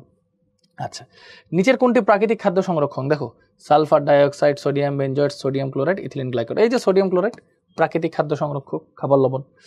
আচ্ছা, এরপর আসে হচ্ছে কৃত্রিম ফুড প্রিজারভেটিভ। এগুলো হচ্ছে কৃত্রিমভাবে প্রস্তুত করা হয়। তো এগুলারও যে 3টা কাজ কিন্তু ভাই বলছিলাম যে এটাকে 3 ভাগে ভাগ করা যায়। কি কি? Antimicrobial agent, antioxidant আর কিলেটিং এজেন্ট, তাই না? আচ্ছা, আগে এদের কাজগুলো বলি, তারপর হচ্ছে আমরা এদের ব্যবহার, মানে এদের উদাহরণগুলো পড়বো আমরা। হ্যাঁ, আগে একটু কাজগুলো পড়ি, চলো। তো ফার্স্ট অফ অল দেখো, আর্টিফিশিয়াল আর কেমিক্যাল বা কৃত্রিম সংরক্ষককে 3টা ভাগে ভাগ করা যায়। একটা হচ্ছে অ্যান্টি মাইক্রোবিয়াল এজেন্ট, মানে মাইক্রোবস যেগুলো আছে, ভাইরাস ব্যাকটেরিয়া, এগুলাকে বংশ বৃদ্ধি করতে দিবে না, মেরে ফেলবে, রোধ করে ফেলবে, এগুলা যারা করে তারা। অ্যান্টিঅক্সিডেন্ট হচ্ছে যেগুলা খাদ্যর মধ্যে যে লিপিড বা তেল চর্বি জাতীয় জিনিসপত্র আছে এগুলাকে জারণ করতে বাধা দিবে যারা, তারা হচ্ছে অ্যান্টিঅক্সিডেন্ট। ভালো উদাহরণ বলে, আপেল কেটে রেখে দিলে কালো কালো হয়ে যায় কিছুক্ষণ পর, এটা অক্সিজেন দ্বারা জারণের কারণে হয়। এইগুলা আটকানোর জন্য যাদের ইউজ করা হয় সেটা হচ্ছে অ্যান্টিঅক্সিডেন্ট। কিলেটিং এজেন্ট হচ্ছে, নাম শুনে হয়তো মনে হইতেছে যে কিলাকিলি টাইপের কিছু একটা করে, আসলে ব্যাপারটা এরকম না। কিলেটিং এজেন্ট হচ্ছে কিলেট বা একটা ঘর গঠন করে। ওই যে সন্নিবেশ সমযোজী বন্ধন পড়ছি না আমরা ভাইয়া, এখানে বিভিন্ন এনজাইমকে অ্যাক্টিভ করে দেয় কে? আমি এগুলো একটু বিস্তারিত বলি। ধরো তুমি একটা খাদ্যদ্রব্যকে ক্যানের মধ্যে ভরে রাখলা সংরক্ষণ করার জন্য, এখন ওর যে ভিতরে একটা এনজাইম আছে হঠাৎ করে অ্যাক্টিভ হয়ে গেছে, হ্যাঁ, হঠাৎ করে অ্যাক্টিভ হয়ে বিক্রিয়া করা শুরু করছে। তুমি যেই গুণাগুণের জন্য রাখছিলে এখন তো আর সেই গুণাগুণ নাই, কমছে বা বাড়ছে, কিন্তু এতে করে তো তোমার ধারণা অনুযায়ী এখানে যত গুণাগুণ থাকার কথা তার চেয়ে কম বেশি হওয়া মানে কি, এটা এখন কিন্তু একটা বিষের মতো হয়ে গেছে জিনিসটা। তুমি যেটা মনে করা খাবা সেটা এরকম আর নাই। তাহলে এখন ব্যাপারটা হচ্ছে এটা রোধ করার জন্য আমাদের কি করতে হবে? এনজাইমকে অ্যাক্টিভ হইতে বাধা দিতে হবে। এনজাইমকে অ্যাক্টিভ করাকে জানো, বিভিন্ন ধরনের পরিবর্তনশীল জারণমান আছে যেসব মৌলের, তারা যেমন আয়রন 2+ বলো, আয়রন 3+ বলো, কোবাল্ট বলো, ম্যাঙ্গানিজ বলো, কপার বলো, এরা এখন বিভিন্ন ধরনের যাদের বলি পরিবর্তনশীল জারণ সংখ্যা, ডি ব্লক মৌলের মধ্যে যেগুলো আছে, তাই না? এদেরকে বাধা প্রদান করার জন্য বা আটকে ফেলার জন্য বা ঘরের মধ্যে আবদ্ধ করার জন্য আমরা তখন কি করি জানো? সন্নিবেশ সমযোজী বন্ধন করার ট্রাই করি তাদের সাথে। এবং এই সন্নিবেশ সমযোজী বন্ধন যারা করে তাদেরকে বলতেছি আমরা হচ্ছে কিলেটিং এজেন্ট, মানে লিগ্যান্ড। এই লিগ্যান্ডরা হচ্ছে এই কাজ করে হচ্ছে খাদ্যদ্রব্যের পচনকে পচনকে অফ করে দেয় আর কি, পচনকে রোধ করে আর কি। হ্যাঁ, আচ্ছা, তাহলে এদের এক্সাম্পলগুলো আমরা একটু দেখি, তার আগে একটু চলো একবার রিডিং দিই। অ্যান্টিমাইক্রোবিয়াল এজেন্ট কি করে? এরা ব্যাকটেরিয়া, ইস্ট, মোল্ড এর বৃদ্ধি প্রতিহত করে। 0.1%-এর চেয়ে নিচের মাত্রা ব্যবহার করা উচিত। এগুলোর মাত্রা অবশ্যই ওয়ার্ল্ড হেলথ অর্গানাইজেশন লিমিট করে দিয়েছেন, ব্যবহার করা উচিত। এসব রাসায়নিক পদার্থ অণুজীবের মেমব্রেন ফাটিয়ে দেয়, এনজাইমের ক্রিয়া রোধ করে। এসব প্রিজারভেটিভ অম্লধর্মী হয়। আচ্ছা দেখছো, এইসব প্রিজারভেটিভ মূলত অম্লধর্মী হয়। আচ্ছা গুড, এটা একটা এমসিকিউর মতো কিন্তু। হ্যাঁ, অ্যান্টিঅক্সিডেন্ট কি করে? যে সকল রাসায়নিক পদার্থ চর্বি বা লিপিড অণুর জারণ বিয়োজনে অংশগ্রহণকারী অক্সিজেন অণু এবং এদের মুক্তমূলককে শোষণ করে চেইন বিক্রিয়া রোধ করতে পারে, তাদেরকে অ্যান্টিঅক্সিডেন্ট বলে। প্রসেসটা দেখাবো। এদের ফলে চর্বিযুক্ত খাদ্যের পচন রোধ হয়, এরা কালো দাগ সৃষ্টি হতে খাদ্যকে রক্ষা করে। ওকে ফাইন, ওই যে আপেলের কথা যেটা বললাম আর কি। হ্যাঁ, আচ্ছা, এরপর হচ্ছে কিল্ডিং এজেন্ট। কি বলছে? খাদ্যদ্রব্যের মধ্যে থাকা অবস্থান্তর ধাতুর, এই যে অবস্থান্তর ধাতুর আয়নগুলো তেল বা চর্বির জারণে প্রভাবক হিসেবে কাজ করে। ওকে, ফলে খাদ্যদ্রব্য নষ্ট হয়।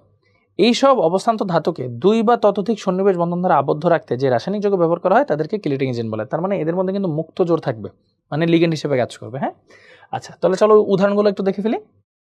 অ্যান্টিমাইক্রোবিয়াল এজেন্ট মূলত অম্লধর্মী হয়। তাহলে দেখো, benzoic acid, sodium benzoate, sorbic acid, potassium sorbate, calcium propanoate, nitrate, sulphide, sulphur dioxide, এগুলো। ওকে, আচ্ছা, অ্যান্টিঅক্সিডেন্ট কি? দেখো, sulphide, vitamin E, vitamin C, মানে ভিটামিনগুলো আছে। এই যে BHA, butylated hydroxy anisole, BHT, butylated hydroxy toluene, TBHQ, tertiary butyl hydroquinone. হ্যাঁ, এটাকে বলা হয় হচ্ছে টারশিয়ারি বিউটাইল হাইড্রোকুইনন। হ্যাঁ, টিবিএইচকিউ। এছাড়া বিটা ক্যারোটিন, এরা সবাই হচ্ছে কি হিসেবে কাজ করে? অ্যান্টিঅক্সিডেন্ট। একটা শর্ট টেকনিক বলি, অ্যান্টিঅক্সিডেন্ট চেনার উপায় হচ্ছে এই যে বিটা ক্যারোটিন, উল্টাপাল্টা নাম, ভিটামিন ই, সি, আর সবচেয়ে মজার বিষয় হচ্ছে বিএইচ থাকবে ওখানে। হ্যাঁ, এই যে বিএইচএ, বিএইচটি, টিবিএইচকিউ, মানে বিএইচ থাকলেই বুঝবো এটা হচ্ছে অ্যান্টিঅক্সিডেন্ট। এমসিকিউতে ভালো কাজে লাগে, দেখাবো একটু পরে। হ্যাঁ, বিএইচ থাকলে।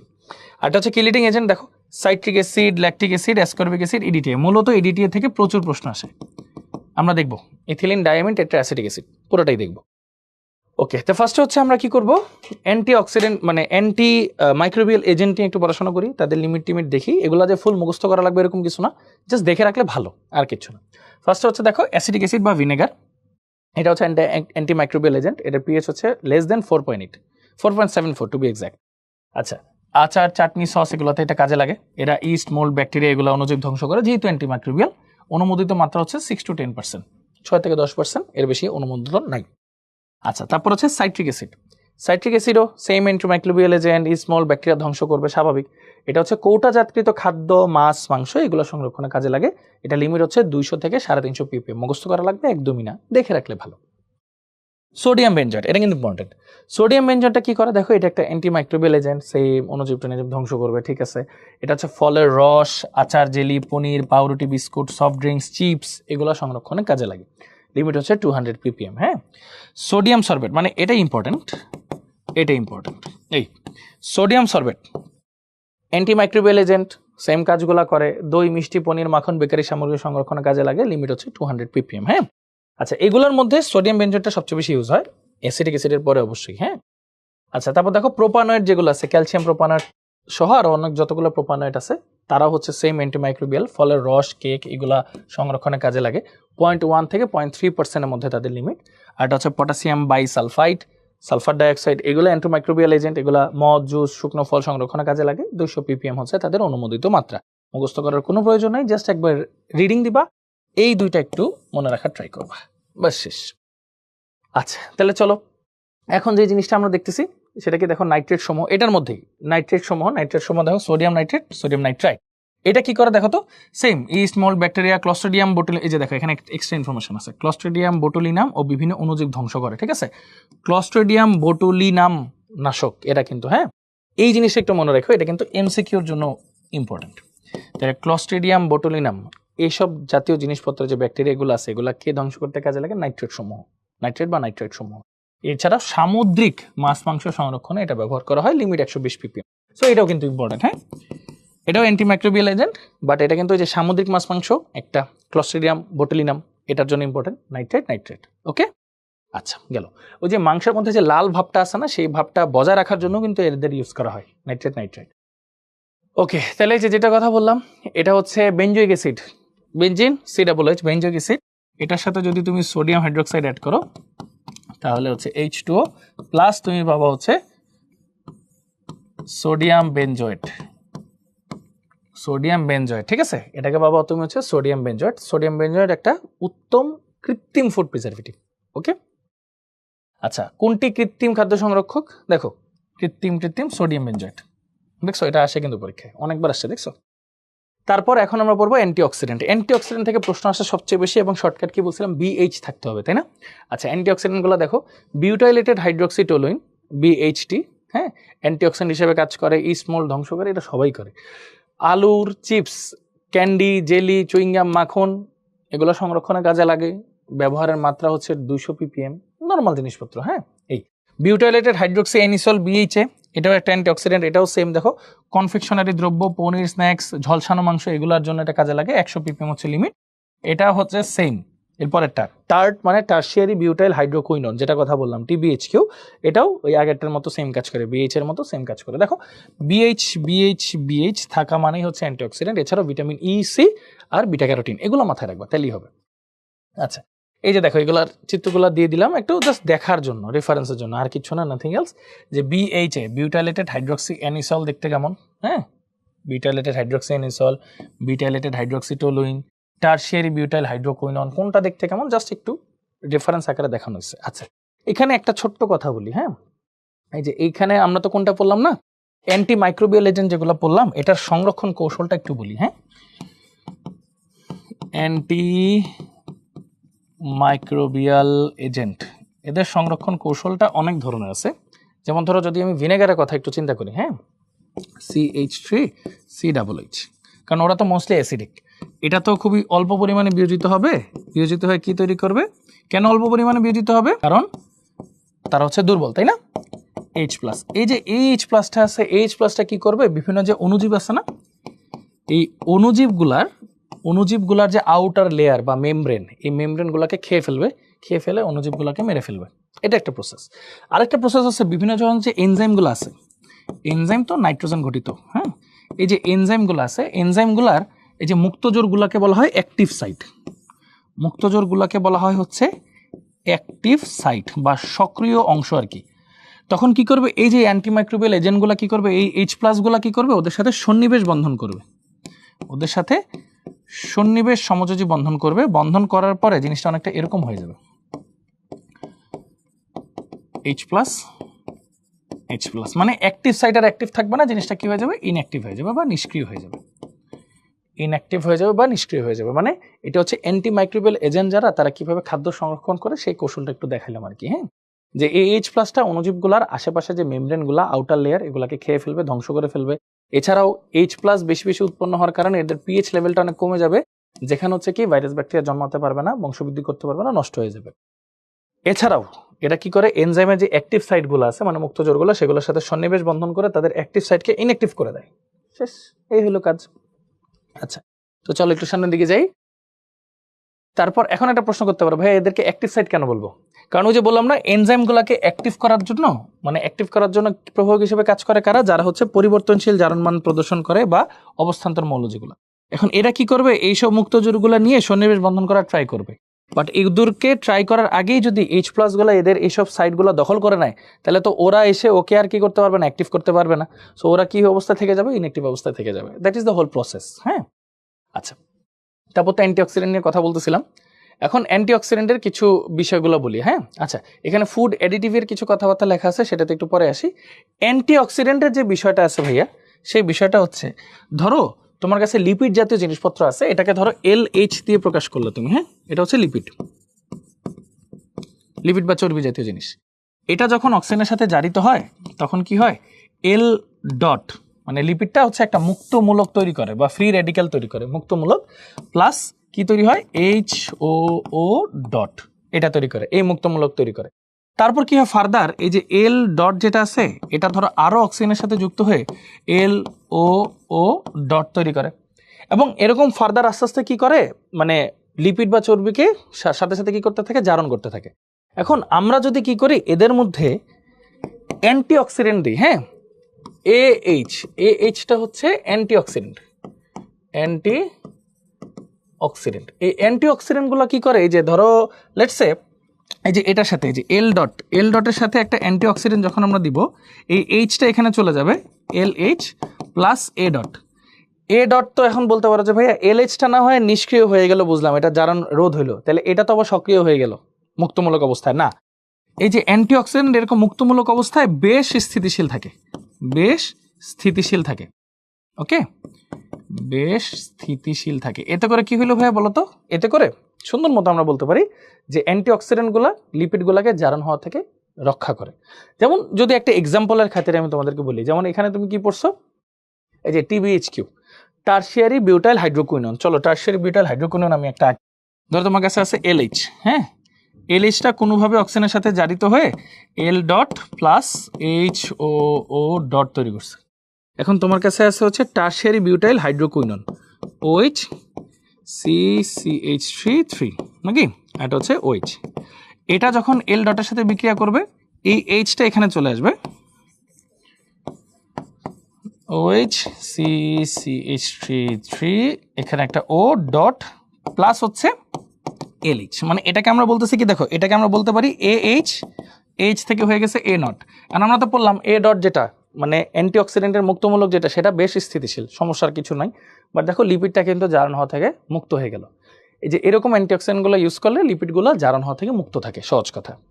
এই হলো আমাদের ওভারঅল প্রসেস। দেখো এই প্রসেসগুলো কিন্তু আমরা শিখে ফেললাম। তাহলে অ্যান্টি মাইক্রোবিয়াল এজেন্ট কীভাবে কাজ করে, অ্যান্টিঅক্সিডেন্ট কীভাবে কাজ করে, এগুলো দেখে ফেললাম।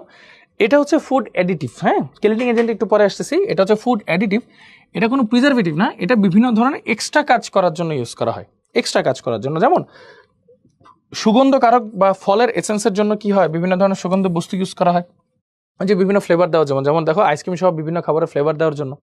তারপর দেখো ইমালসিফায়ার যেমন লেসিথিন E3222, বিভিন্ন খাদ্যদ্রব্যের পিছনে দেখবে এরকম কোড নামে লেখা থাকে E3222, E420, এগুলো অর্থটা কি?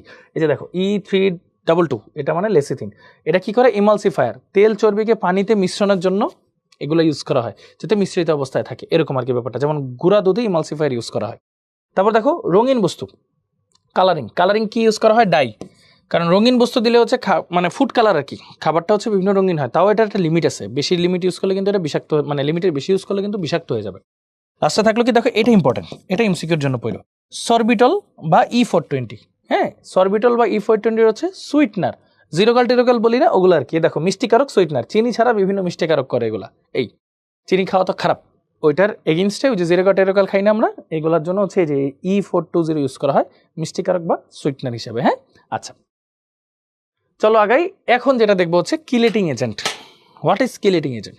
কিলেটিং এজেন্ট হচ্ছে বললাম না, কিলেট গঠন করে। কিলেট গঠন করতে হলে তার কি করতে হবে, ওই যে বিভিন্ন ধরনের যেসব তোমার কি বলে পরিবর্তনশীল জারণমান যেসব ধরনের বিভিন্ন ধরনের মৌলগুলো আছে, Fe2+, Fe3+, Cobalt3+, Copper2+, Manganese2+, এরকম যারা যারা আছে তাদের চারপাশে কি মানে তারা কি করে আসলে এনজাইমগুলোকে অ্যাক্টিভ করে দেওয়ার ট্রাই করে, যেটা আমরা একটু আগে দেখলাম। এই অ্যাক্টিভ যেন করতে না পারে এই জন্য তাদের চারপাশে একটা ঘর বানায় দেওয়া হয় কিলেটের মাধ্যমে, মানে কিলেশন বলে এটাকে, ঘর বানায় দেওয়াকে কিলেশন বলে। ওই কিলেটিং এজেন্ট হচ্ছে এসব ঘর বানাইতে হেল্প করে। যেমন এটা হচ্ছে EDTA, এটাকে বলা হয় ইথিলিন ডাইএমিন টেট্রা অ্যাসিটিক অ্যাসিড। চলো এটা একটু আঁকি, হ্যাঁ, এটা আসে বিভিন্ন পরীক্ষায় আসে। ফার্স্টে তো বলছে ইথিলিন, তাই না? চলো আঁকি ইথিলিন, CH2 কে বলা হয় মিথিলিন, তাহলে দুইটা নিলাম, তাহলে ইথিলিন নিলাম, ইথিলিন। তারপর ডাইঅ্যামিন নাকি, আচ্ছা ফার্স্টে নিলাম হচ্ছে ইথিলিন, তাহলে ই চলে আসলো, তারপর দুইটা নাইট্রোজেন দিব, তাহলে এটা হচ্ছে ডাইঅ্যামিন, ওকে ডাইঅ্যামিন। তাহলে ওর তো আরও দুইটা করে হাত খালি থাকলো, তারপর চারটা হাতে চারটা অ্যাসিডিক অ্যাসিড ঢুকবে, তাহলে টেট্রা অ্যাসিডিক অ্যাসিড। দেখো ethylene diamine tetra acidic acid, তাহলে আসো বসাই CH2COOH, CH2COOH, CH2COOH, CH2COOH। এখন এটার মুক্ত জোর কয়টা সেটা একটু কাউন্ট করি, আসো। দেখো নাইট্রোজেনে তো একটা মুক্ত জোর থাকে, নাইট্রোজেন একটা মুক্ত জোর থাকে। এই হাইড্রোজেন বিক্রিয়া করার সময় চলে যায়, তখন অক্সিজেনের একটা মুক্ত জোর থাকে আর এটা মাইনাস আকারে থাকে। সেম এই হাইড্রোজেন চলে যায়, অক্সিজেন মাইনাস আকারে থাকে আর এখানে একটা মুক্ত জোর থাকে, মানে দুইটা মুক্ত জোর থাকে, একটা অ্যাভেলেবল থাকে বিক্রিয়া করার জন্য। এই হাইড্রোজেন চলে যায়, এটা মাইনাস আকারে থাকে আর এখানে মুক্ত জোর। এই হাইড্রোজেন চলে যায়, এটা মাইনাস আকারে থাকে, এটা মুক্ত জোর। তাহলে কয়টা মুক্ত জোর হলো বলো তো? 1 2 3 4 5 6, 6টা মুক্ত জোর হইলো। এই জন্য এটাকে বলা হয় হেক্সাডেন্টিন বা স্বরদন্তি, মানে জয় কয়টা মুক্ত জোর থাকে সেটাকে আর কি ওইভাবে দন্তি বলে আর কি, হ্যাঁ, বা স্বরদন্তি, হেক্সাডেন্টিন বা স্বরদন্তি বলে। আচ্ছা এখন এটা কিভাবে কাজ করে, ধরো আয়রন 2+ আছে আমার কাছে, ঠিক আছে। এখন এটা এখন একটা এনজাইমের কাছে যাইতেছে এটাকে কি করতে, অ্যাক্টিভ করতে। তার আগে যদি আমি ইডিটি দিয়ে দিই, ইথিলিন ডাইঅ্যামিন টেট্রাএসিটিক অ্যাসিড, সে কি করবে, এই মুক্তজোড় হচ্ছে একটা সন্নিবেশ বন্ধন করবে, এই মুক্তজোড় আরেকটা সন্নিবেশ বন্ধন করবে, এই মুক্তজোড় আরেকটা সন্নিবেশ বন্ধন করবে, এই মুক্তজোড় আরেকটা সন্নিবেশ বন্ধন করবে, এই মুক্তজোড় আরেকটা সন্নিবেশ বন্ধন করবে, এই মুক্তজোড় আরেকটা সন্নিবেশ বন্ধন করবে। এইভাবে 6টা সন্নিবেশ বন্ধন করার মাধ্যমে আয়রনটা আটকা পড়ে যাবে বা কিলেট হয়ে যাবে, আয়রনটা আটকা পড়ে যাবে বা কিলেট হয়ে যাবে। এটাকেই বলা হয় হচ্ছে কিলেট গঠন বা কিলেশন, কিলেশন বা কিলেট গঠন, কিলেট গঠন। এই মানে এরকম আটকায় ফেলা। তাহলে আয়রনটা ব্যস্ত থাকলো ওদের সাথে আর এনজাইমকে অ্যাক্টিভ করতে পারলো না। এইভাবে হচ্ছে তারা কি করে, কিলেটিং এজেন্ট হিসেবে কাজ করে। মুক্তজোড় যেহেতু আছে তারা লিগেন্ড হিসেবে কাজ করে। ক্লিয়ার? সো এটা গেল আমাদের ওভারঅল প্রসেস যে এটা কিভাবে কাজ করে। হোপফুলি আমরা সবাই ক্লিয়ার। আচ্ছা, তাহলে চলো পড়ি। ইডিটিএ কিভাবে খাদ্য সংরক্ষণ করে? পানি নির্দন, বিজারণ, জারণ, কিলেট গঠনের মাধ্যমে। মাত্রই আমরা দেখলাম। খাদ্য সংরক্ষণে ব্যবহৃত অ্যান্টিঅক্সিডেন্ট কোনটি? এখানে কোশ্চেনে কি বলছে, অ্যান্টিঅক্সিডেন্ট বলছে, তাই না ভাইয়া? অ্যান্টিঅক্সিডেন্ট হলে কি হবে, বিএইচ থাকতে হবে কমন নাকি? এ দেখো বিএইচটি শেষ, বিএইচটি না। কোনটি অ্যান্টিঅক্সিডেন্ট? দেখো বিএইচ রিলেটেড কিছু আছে নাই, কিন্তু এই যে উল্টাপাল্টা বিটা ক্যারোটিন আছে, তাহলে বিটা ক্যারোটিন দেন। নিচের কোনটি অ্যান্টিঅক্সিডেন্ট নয়? কোশ্চেনে বলছে নয়। দেখো বিএইচ আছে, বিএইচ আছে, বিএইচ আছে, নয় কোনটা? ইডিটি। ইডিটি হচ্ছে কিলেটিং এজেন্ট। আচ্ছা, খাদ্যবস্তু লিপিডের জারণ রোধ করার জন্য কোনটি ব্যবহার করা হয়? লিপিডের জারণ রোধ করার জন্য অ্যান্টিঅক্সিডেন্ট ইউজ করা হয়। এখন এটাকে কি ইউজ করবো আমরা? Sulphur dioxide. কারণ সালফার ডাইঅক্সাইড কি করবে, নিজেই অক্সিজেনের সাথে বিক্রিয়া করে সালফার ডাইঅক্সাইড তৈরি করে ফেলবে। মানে ও অক্সিজেনকে নিজেই ইউজ করে ফেলবে, আরেকজনের সাথে বিক্রিয়া করতে দিবে না, এভাবে জারণ রোধ করবে। আচ্ছা, বিএইচ দেখো বিএইচ আছে, কোন ধরনের খাদ্য সংরক্ষণ করা যায়? এটা কি অ্যান্টিঅক্সিডেন্ট, তাহলে তেল চর্বি জাতীয়, তাহলে তেল চর্বি জাতীয় খাদ্য সংরক্ষণ করা যায়। ডান, ইজি। অ্যান্টিঅক্সিডেন্ট এজেন্ট কোনটি? অ্যান্টিঅক্সিডেন্ট মানে কি, বিএইচ থাকতে হবে, এই যে বিএইচ আছে শেষ, বিউটাইলেটেড হাইড্রোক্সি অ্যানিসল। ইজি। তারপর দেখো তৈল ও চর্বিযুক্ত খাদ্য সংরক্ষণে কোনটি ব্যবহৃত হয়? তৈল ও চর্বিযুক্ত মানে কি, অ্যান্টিঅক্সিডেন্ট, বিএইচ, এই যে বিএইচ আছে শেষ। আচ্ছা, এখন হচ্ছে ভিনেগার। আচ্ছা, ভিনেগারে যাওয়ার আগে মোটামুটি আমরা তাহলে কি কি পড়লাম ভাইয়া? আমরা জাস্ট একটা ছোট্ট সামারি আকারে যদি বলি, আমরা পড়লাম হচ্ছে ফুড সিকিউরিটি নাকি, ফুড সিকিউরিটি পড়লাম, 3টা বেস পড়লাম। হ্যাঁ, ফুড অ্যাভেলেবিলিটি, সহজ মানে একটা হচ্ছে পর্যাপ্ততা থাকতে হবে, অ্যাক্সেসিবিলিটি সহজলভ্যতা, আর এটা কি বলছে, ফুড ইউজ, ব্যবহারটা জানতে হবে। আচ্ছা, এই 3টা জিনিস পড়লাম। এরপর আমরা কি পড়লাম, কেমিস্ট্রিতে এদের ভূমিকা। কেমিস্ট্রিতে এদের ভূমিকা কি কি, নাইট্রোজেন পড়লাম, ফসফরাস পড়লাম, তারপর পটাশিয়াম পড়লাম, এইসব জিনিসপত্রগুলো পড়লাম। এরপর আমরা কি পড়লাম ভাইয়া বলো তো? এই জিনিসপত্রগুলো পড়ার পরে আমরা সিরিয়াল ওয়াইজ যখন গেলাম, ফার্স্ট অফ অল আমাদের কাছে একটা কোশ্চেন ছিল যে প্রিজারভেটিভ তো একটা ছিল, আর এটা হচ্ছে যে হিমায়ন করা, কেস হার্ডেনিং করা, এইসব জিনিসপত্রগুলো পড়লাম। কেস হার্ডেনিং,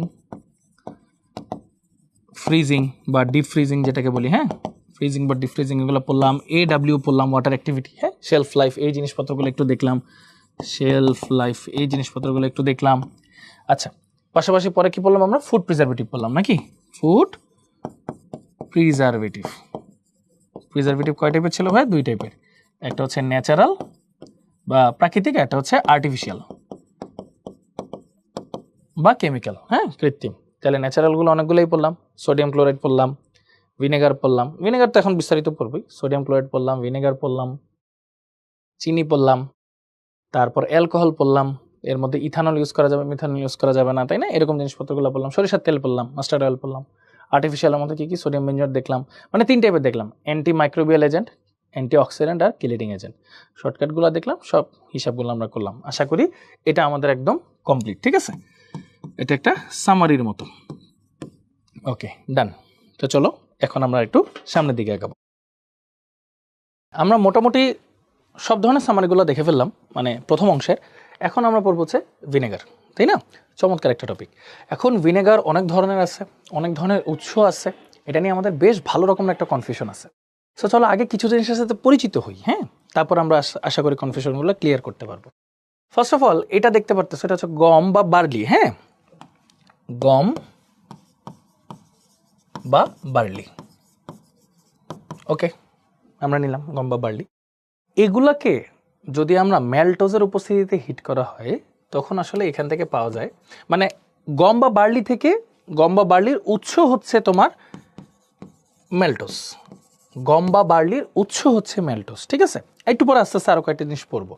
আচ্ছা, ম্যালটোজের ইয়াটাও লিখে দিই, C12H22O11, এটা হচ্ছে ওর সংকেত, ঠিক আছে, আণবিক সংকেত। এরপর দেখতে পাচ্ছ এখানে কি দেখতে পাচ্ছ, আখের রস বা সুগার কেন, ডেট জুস বা খেজুরের রস, এগুলার যে মানে উৎস, মানে এগুলা থেকে একটা জিনিস পাওয়া যায়, সেটা হচ্ছে সুক্রোজ। এটারও কিন্তু সংকেত C12H22O11, একটা ম্যালটোজ একটা সুক্রোজ, দুইটা কিন্তু তার মানে সমাণু। সমাণু কাকে বলে?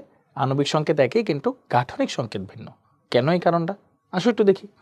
দেখো এই যে বাম পাশে যেটাকে দেখতে পাচ্ছ এটা হচ্ছে ম্যালটোজ, আর ডান পাশে যেটাকে দেখতে পাচ্ছ এটা হচ্ছে সুক্রোজ। ওকে, একটু ঠান্ডা মাথায় খেয়াল করে দেখো ভাইয়া, দুইটারই আণবিক সংকেত হচ্ছে C12H22O11। দুইটার গাঠনিক সংকেতে একটু ভিন্নতা কিন্তু তোমরা লক্ষ্য করতে পারবা ইতিমধ্যে, আশা করি। একটু ভালো মতো খেয়াল করো গাঠনিক সংকেতে ভিন্নতাটা কি। দুই অণু গ্লুকোজ নিয়ে এক অণু ম্যালটোজ তৈরি, আর সুক্রোজটা হচ্ছে দুই অণু মানে এক অণু গ্লুকোজ আর এক অণু ফ্রুক্টোজ নিয়ে হচ্ছে সুক্রোজটা তৈরি। তাহলে দেখো এইখানের মধ্যে ডিফারেন্সটা কি, তার মানে বুঝতেই পারতেছো এখানে যে চারজন আছে তারা সবাই সমানু 100%। তার মানে গ্লুকোজ আর ফ্রুক্টোজও কিন্তু সমানু, গ্লুকোজ আর ফ্রুক্টোজও কিন্তু ভাইয়া সমানু। এদের সংকেত হচ্ছে C6H12O6। ওকে, এর মধ্যে গ্লুকোজটা হচ্ছে অ্যালডিহাইড, ফ্রুক্টোজটা হচ্ছে কিটোন, এই আর কি। রিং স্ট্রাকচার ছাড়া তুমি যদি নর্মাল স্ট্রাকচার দেখো তাহলে দেখবো এটা হচ্ছে কিটোন, এটা হচ্ছে অ্যালডিহাইড। তাহলে আমরা কি বুঝলাম বলো তো, এই যে সমাণুগুলা মিলিত হয়ে একই রকম যৌগ মিলিত হয়ে একটা সমাণু তৈরি করছে, এখানে দুইটা একই সমাণু বাট ভিন্ন রকম যৌগ মিলিত হয়ে একটা সমাণু তৈরি করছে। সুক্রোজ আর ম্যালটোজ হচ্ছে একটা সমাণু, গ্লুকোজ আর ফ্রুক্টোজ হচ্ছে আরেকটা সমাণু। এর মধ্যে ম্যালটোজের উৎসটা কি গম বা বার্লি, সুক্রোজের উৎসটা কি আসলে বলো তো সুগার ক্যান বা আখের জুস, আখের রস অথবা ডেট জুস। ওকে, আচ্ছা মানে খেজুরের রস। সো চলো একটু সামনের দিকে যাই। ফার্স্টে হচ্ছে আখ বা খেজুরের রস দিয়ে আমরা পড়ি। আখ বা খেজুরের রসে একটা ইনফরমেশন শেয়ার করি, আখ বা খেজুরের রসে 16 to 20% সুক্রোজ থাকে, 16 to 20% সুক্রোজ থাকে। হ্যাঁ,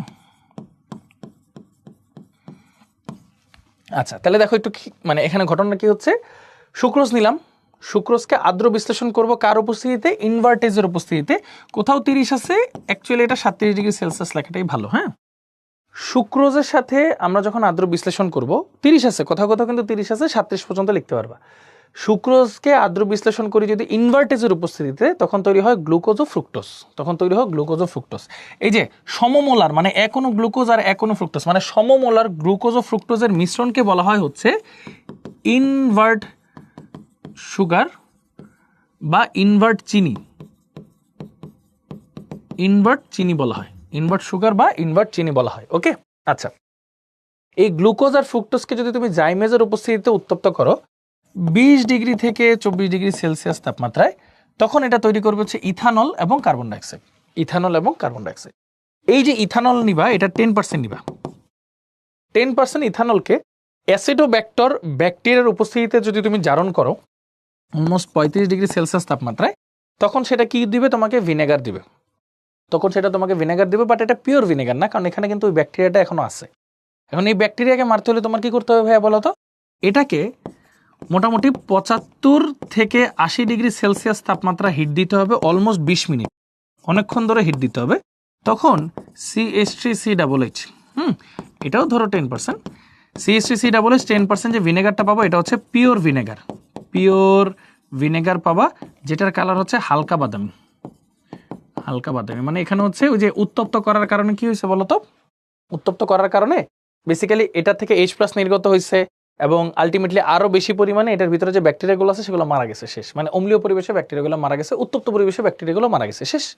সো এইটা হচ্ছে আমাদের হোল প্রসেস। তাহলে আরেকবার বলি, আমরা কি নিব, আখ বা খেজুরের রস, সেখানে বেসিক্যালি 16 থেকে 20 পর্যন্ত সুক্রোজ থাকে। এই সুক্রোজকে আমরা হাইড্রোলাইসিস করব, মানে আর্দ্র বিশ্লেষণ করব, কি পাবো, গ্লুকোজ ফ্রুক্টোজ পাবো। সমমোলার গ্লুকোজ ফ্রুক্টোজের মিশ্রণকে বলা হয় ইনভার্ট সুগার বা ইনভার্ট চিনি। কিসের উপস্থিতিতে, কোন এনজাইমের উপস্থিতিতে, ইনভার্টেজ এনজাইমের উপস্থিতিতে 37 ডিগ্রি সেলসিয়াস তাপমাত্রায়। আচ্ছা, এরপর ওই গ্লুকোজ ফ্রুক্টোজকে জাইমেজ এনজাইমের উপস্থিতিতে 20 থেকে 24 ডিগ্রি সেলসিয়াস তাপমাত্রা যদি হিট করো, সেক্ষেত্রে ইথানল এবং কার্বন ডাইঅক্সাইড পাও। এই পুরো পদ্ধতিতে কিন্তু কোনো অক্সিজেন উৎপন্ন হয় না, ইউজ হয়, উৎপন্ন হয় না। তারপর ইথানলের 10% নিয়ে যদি তুমি অ্যাসিডোব্যাক্টর বা মাইকোডার্মা অ্যাসিডি, একই কথা, হ্যাঁ, মাইকোডার্মা অ্যাসিডি, এই ব্যাকটেরিয়ার উপস্থিতিতে যদি মোটামুটি 35 ডিগ্রি সেলসিয়াস তাপমাত্রা হিট করো, তখন সেটা কি হবে? ভিনেগার প্রস্তুত হবে। হ্যাঁ, এই যে ভিনেগার, এটা কিন্তু পিওর না, কারণ এখানে ব্যাকটেরিয়াগুলো এখনও আছে। তো তুমি যদি 75 থেকে 80 ডিগ্রি সেলসিয়াস তাপমাত্রা 20 মিনিট ধরে হিট করো, তখন তুমি পাবো হচ্ছে হালকা বাদামি বর্ণের পিওর ভিনেগার। শেষ। এছাড়াও আরেকটা কাজ করে, এই যে জিনিসটা আছে না, এই জিনিসটাকে মোটামুটি 3 মাসের জন্য একটা জায়গায় সংরক্ষণ করে রেখে দেওয়া হয়। এই পদ্ধতিকে বলা হয় এজিং। বয়স বাড়তে দেয় আর কি। 3 মাস ধরে সংরক্ষণ করলে, এটা যতদিন বেশি সংরক্ষণ করবা তত বেশি এটা স্বাদ, গন্ধ সুন্দর হবে, আরো ভালো হবে। হ্যাঁ, এই হচ্ছে ওভারঅল প্রসেস। আচ্ছা, এটা একটা প্রসেস। আরেকটা প্রসেস হচ্ছে যদি মল্ট ভিনেগার তুমি প্রস্তুত করতে চাও। অ্যাকচুয়াল মল্ট কাকে বলে জানো? অ্যাকচুয়াল মল্ট হচ্ছে অঙ্কুরিত বা জার্মিনেটেড যে বার্লি আছে না, বার্লির গুঁড়া, এটাকে বলা হয় হচ্ছে মল্ট ভিনেগার। বার্লির গুঁড়া বা বার্লি, ওইটা অঙ্কুরিত বার্লির গুঁড়াকে বলা হয় আসলে মল্ট, এটাকে বলা হয় মল্ট। অঙ্কুরিত বা জার্মিনেটেড বার্লির যে গুঁড়া আছে, এটাকে বলা হয় মল্ট।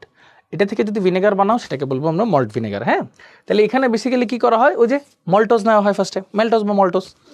এই যে মল্টোজ যে তুমি নিলা, এই মল্টোজটা একটু আগে কিন্তু আমরা পড়ছি, এটা কিন্তু সমাণু কার? সুক্রোজের সমাণু, বাট এটা হচ্ছে 2 অণু গ্লুকোজ দিয়ে তৈরি। মল্টোজকে আদ্র বিশ্লেষণ যদি করো তুমি মল্টেজের উপস্থিতিতে যদি আদ্র বিশ্লেষণ করো, তখন তুমি 2 অণু গ্লুকোজ পাবা। 2 অণু কি পাবা? গ্লুকোজ পাবা। দেখো কি বলছে, 20 থেকে 25 ডিগ্রি সেলসিয়াস তাপমাত্রায়, 20 থেকে 25 ডিগ্রি সেলসিয়াস তাপমাত্রায় নিলাম। 3 দিন সংরক্ষণ করা হয়, এতে ইস্ট যোগ করা হয়। ইস্ট ছত্রাক। ইস্ট থেকে নিঃসৃত মল্টেজ ও জাইমেজ এনজাইম গাজন প্রক্রিয়া উক্ত দ্রবণকে ইথানলে পরিণত করে। এই ধরো তুমি যে মল্টেজ দিলা, এনজাইম দিলা, গ্লুকোজ, এই যে গ্লুকোজ ফ্রুক্টোজ, তো এটা হচ্ছে তোমার ওই আগেরটার সিমিলারিটিস। এটা খালি পার্থক্য দেখানোর জন্য বলা হয়েছে। কোনটা কি? এই যে মল্টেজের উৎসটা কি?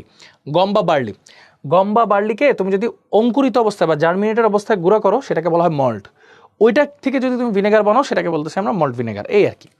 তো ওখান থেকে তুমি মল্টেজ এনজাইম ব্যবহার করতে হবে যদি মল্টোজকে তুমি আদ্র বিশ্লেষণ করতে চাও, সেটা গ্লুকোজ, 2 অণু গ্লুকোজ দিবে তোমাকে। হ্যাঁ, আচ্ছা, তো বাকি সেম প্রসেস কিন্তু ঠিকঠাক। হ্যাঁ, এখন কি হলো একটু খেয়াল করে দেখো, এখানে কি বলছে, এখানে একটু ভুল আছে, এখানে ছোট্ট একটা ভুল আছে। সেটা হচ্ছে, দেখো এখানে ধরো তোমার কাছে আছে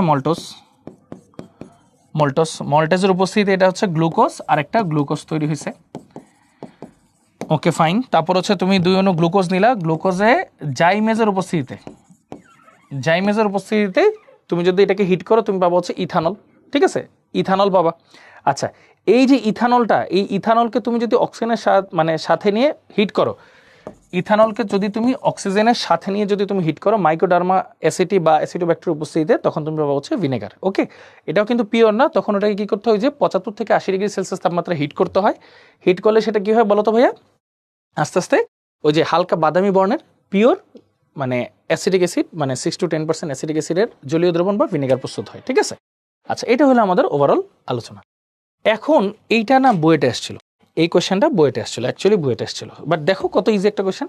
কি? মল্ট ভিনেগার প্রস্তুতির শূন্যস্থানগুলো পূরণ করতে বলছে। ধরো সুক্রোজ নিলা, হাইড্রোলাইসিস করলা, ইনভার্টেজ দিলা, 37 ডিগ্রি সেলসিয়াস তাপমাত্রায় গ্লুকোজ ফ্রুক্টোজ তৈরি হলো। তুমি নিলা হচ্ছে গ্লুকোজ নিলা, ধরো জাইমেজের উপস্থিতিতে 20 থেকে 24 ডিগ্রি সেলসিয়াস তাপমাত্রা হিট করলে কি হয়? Ethanol, carbon dioxide. ইথানলের 10% নিলা, জারিত করলাম মাইকোডার্মা অ্যাসিডি অথবা অ্যাসিডোব্যাক্টেরিয়ার উপস্থিতিতে 35 ডিগ্রি সেলসিয়াস তাপমাত্রায় কি উৎপন্ন হলো? 6 to 10% ভিনেগার তৈরি হলো। এটাকেও তুমি কিন্তু চাইলে আলটিমেটলি কি করতে পারবা, 75 ডিগ্রি থেকে 80 ডিগ্রি সেলসিয়াস তাপমাত্রায় 20 মিনিট ধরে তুমি চাইলে হিট করলে এটা হচ্ছে পিওর ভিনেগার পাবো। পিওর ভিনেগার, হালকা বাদামি কালার, নাকি হালকা বাদামি কালারের পিওর ভিনেগার তুমি পাবা। শেষ। এখন দেখো CH3COO যেটা না অ্যাসিডিক অ্যাসিড, এটা যে ভ্যালুটা পিএইচ এর ভ্যালুটা, সেটার পিএইচ এর ভ্যালুটা হচ্ছে 4.74। এটার পিএইচ এর ভ্যালুটা কত? 4.74। এই অম্লীয় পরিবেশে কিন্তু আসলে ভাইরাস ব্যাকটেরিয়াগুলো জন্মাতে পারে না, যেগুলো আছে এগুলো ধ্বংস হয়ে যায়। এছাড়াও আরেকটা উপায়টা কি, এই যে CH3COOH আছে, এটা কিন্তু বিভিন্নভাবে ভাইরাস ব্যাকটেরিয়াকে ধ্বংস করে। কিভাবে? চলো আমরা এটা আরেকবার রিভাইজ দিয়ে ফেলি, একটু সামনে গিয়ে রিভাইজ দিয়ে ফেলি। তার আগে একটা ছোট্ট কোশ্চেন আছে, এই যে এনজাইমগুলো আমরা পড়তেছি সেগুলো কোত্থেকে আসতেছে? হ্যাঁ, এটা একটু বলে দিই। ইস্ট আছে না, ইস্ট থেকে কিছু পরিমাণ হরমোন নিঃসৃত হয়। কি কি? ইনভার্টেজ হরমোনটা নিঃসৃত হয় ইস্ট থেকে, ঠিক আছে। আরেকটা হচ্ছে ম্যালটেস, একটা হচ্ছে ইনভার্টেস, একটা হচ্ছে ম্যালটেস। এই দুইটা হচ্ছে নিঃসৃত হয়,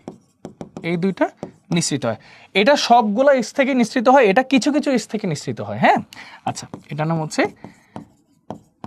ম্যালটেস। ওকে। আর ইস্টের মধ্যেই এক ধরনের হরমোন থাকে, সেটাকে বলা হচ্ছে জাইমাস।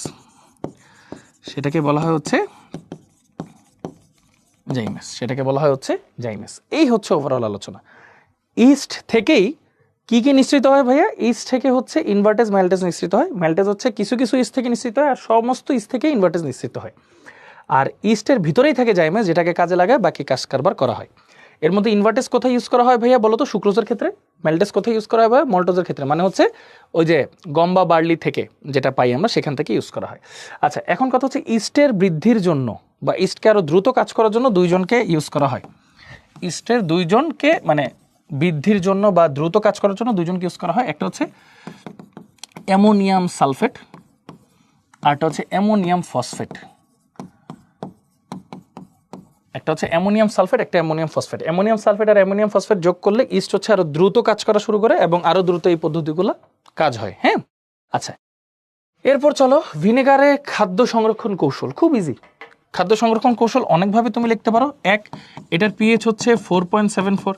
সো এত অম্লীয় পরিবেশে ভাইরাস ব্যাকটেরিয়া জন্মাইতে পারে না, বা যেগুলো আছে সেগুলো আর বংশবৃদ্ধি করতে পারে না। এখন মারে কিভাবে? এই যে CH3COO যেটা আছে ভাইয়া, এটা তো দুর্বল অ্যাসিড, তাই না? জৈব অ্যাসিড মানেই দুর্বল। এটা হচ্ছে বিয়োজিত হয়, আংশিক বিয়োজিত হয়ে H+ তৈরি করে। এই H+টা কি করে? ওই যে বিভিন্ন ব্যাকটেরিয়া ভাইরাসের যে চারপাশের স্তরগুলো, সেগুলোকে খেয়ে ফেলে, ধ্বংস করে ফেলে, পিএইচ কমায় দেয়, ধ্বংস করে ফেলে, ঠিক আছে। তাইলে অণুজীবগুলার বহিস্তরগুলো ধ্বংস করে অণুজীবগুলোকে মেরে ফেলে, শেষ। এটা একটা। আরেকটা কি? বিভিন্ন এনজাইম যেগুলো আছে, ওই যে একটু আগে বললাম, বিভিন্ন এনজাইমগুলোর যে অ্যাক্টিভ সাইটগুলোর সাথে সে কি করে? সন্নিবেশ সমযোজী বন্ধন করার মাধ্যমে এগুলাকে ইনঅ্যাক্টিভ করে দেয়।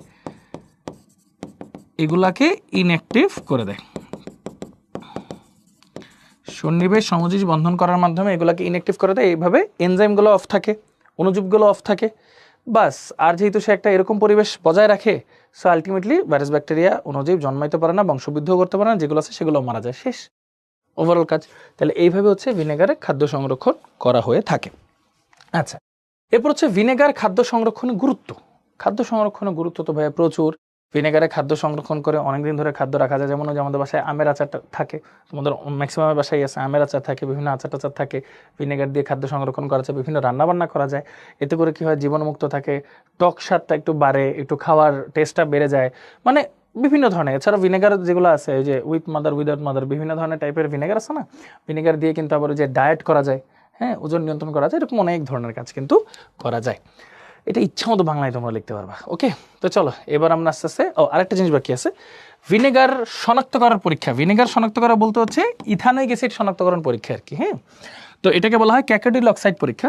তো প্রথমে ইথানোয়িক অ্যাসিড বা ভিনেগারের মধ্যে দেওয়া হয় সোডিয়াম বাইকার্বন, মানে সোডিয়াম হাইড্রোজেন কার্বনেট বা সোডিয়াম বাইকার্বনেট। এটা কি করে? CH3COO সোডিয়াম ইথানয়েড তৈরি করে, প্লাস কার্বন ডাইঅক্সাইডের বুদবুদ তৈরি করে, প্লাস পানি তৈরি করে। হ্যাঁ, এই জিনিসটা তৈরি করে। আচ্ছা, এখন এরপর বিষয়টা কি হইলো? এই যে কার্বন ডাইঅক্সাইডের বুদবুদ দেখেও কিন্তু তুমি বুঝতে পারো এখানে ভিনেগার আছে। বাট প্রশ্ন হচ্ছে, এটা ভিনেগার না, যে কোনো অ্যাসিডই কার্বন ডাইঅক্সাইডের বুদবুদ দিবে। কিন্তু ভিনেগার একটা স্পেশাল বিক্রিয়া দেয়, সেটা হচ্ছে ক্যাকাডিল অক্সাইড পরীক্ষা। কি এটা সেটা বলি। এই যে ফার্দার যে CH3COO তৈরি হয়েছে, মানে এই যে এই পাত্রটা বা এই টিউবটা যেখানে এই জিনিসটা আছে, কার্বন ডাইঅক্সাইড তো উড়ে চলেই গেছে। এই যে CH3COO এর সাথে তুমি দিবা হচ্ছে আর্সেনিক অক্সাইড। আর্সেনিক অক্সাইড দিলে সে এরকম একটা কমপ্লেক্স যৌগ তৈরি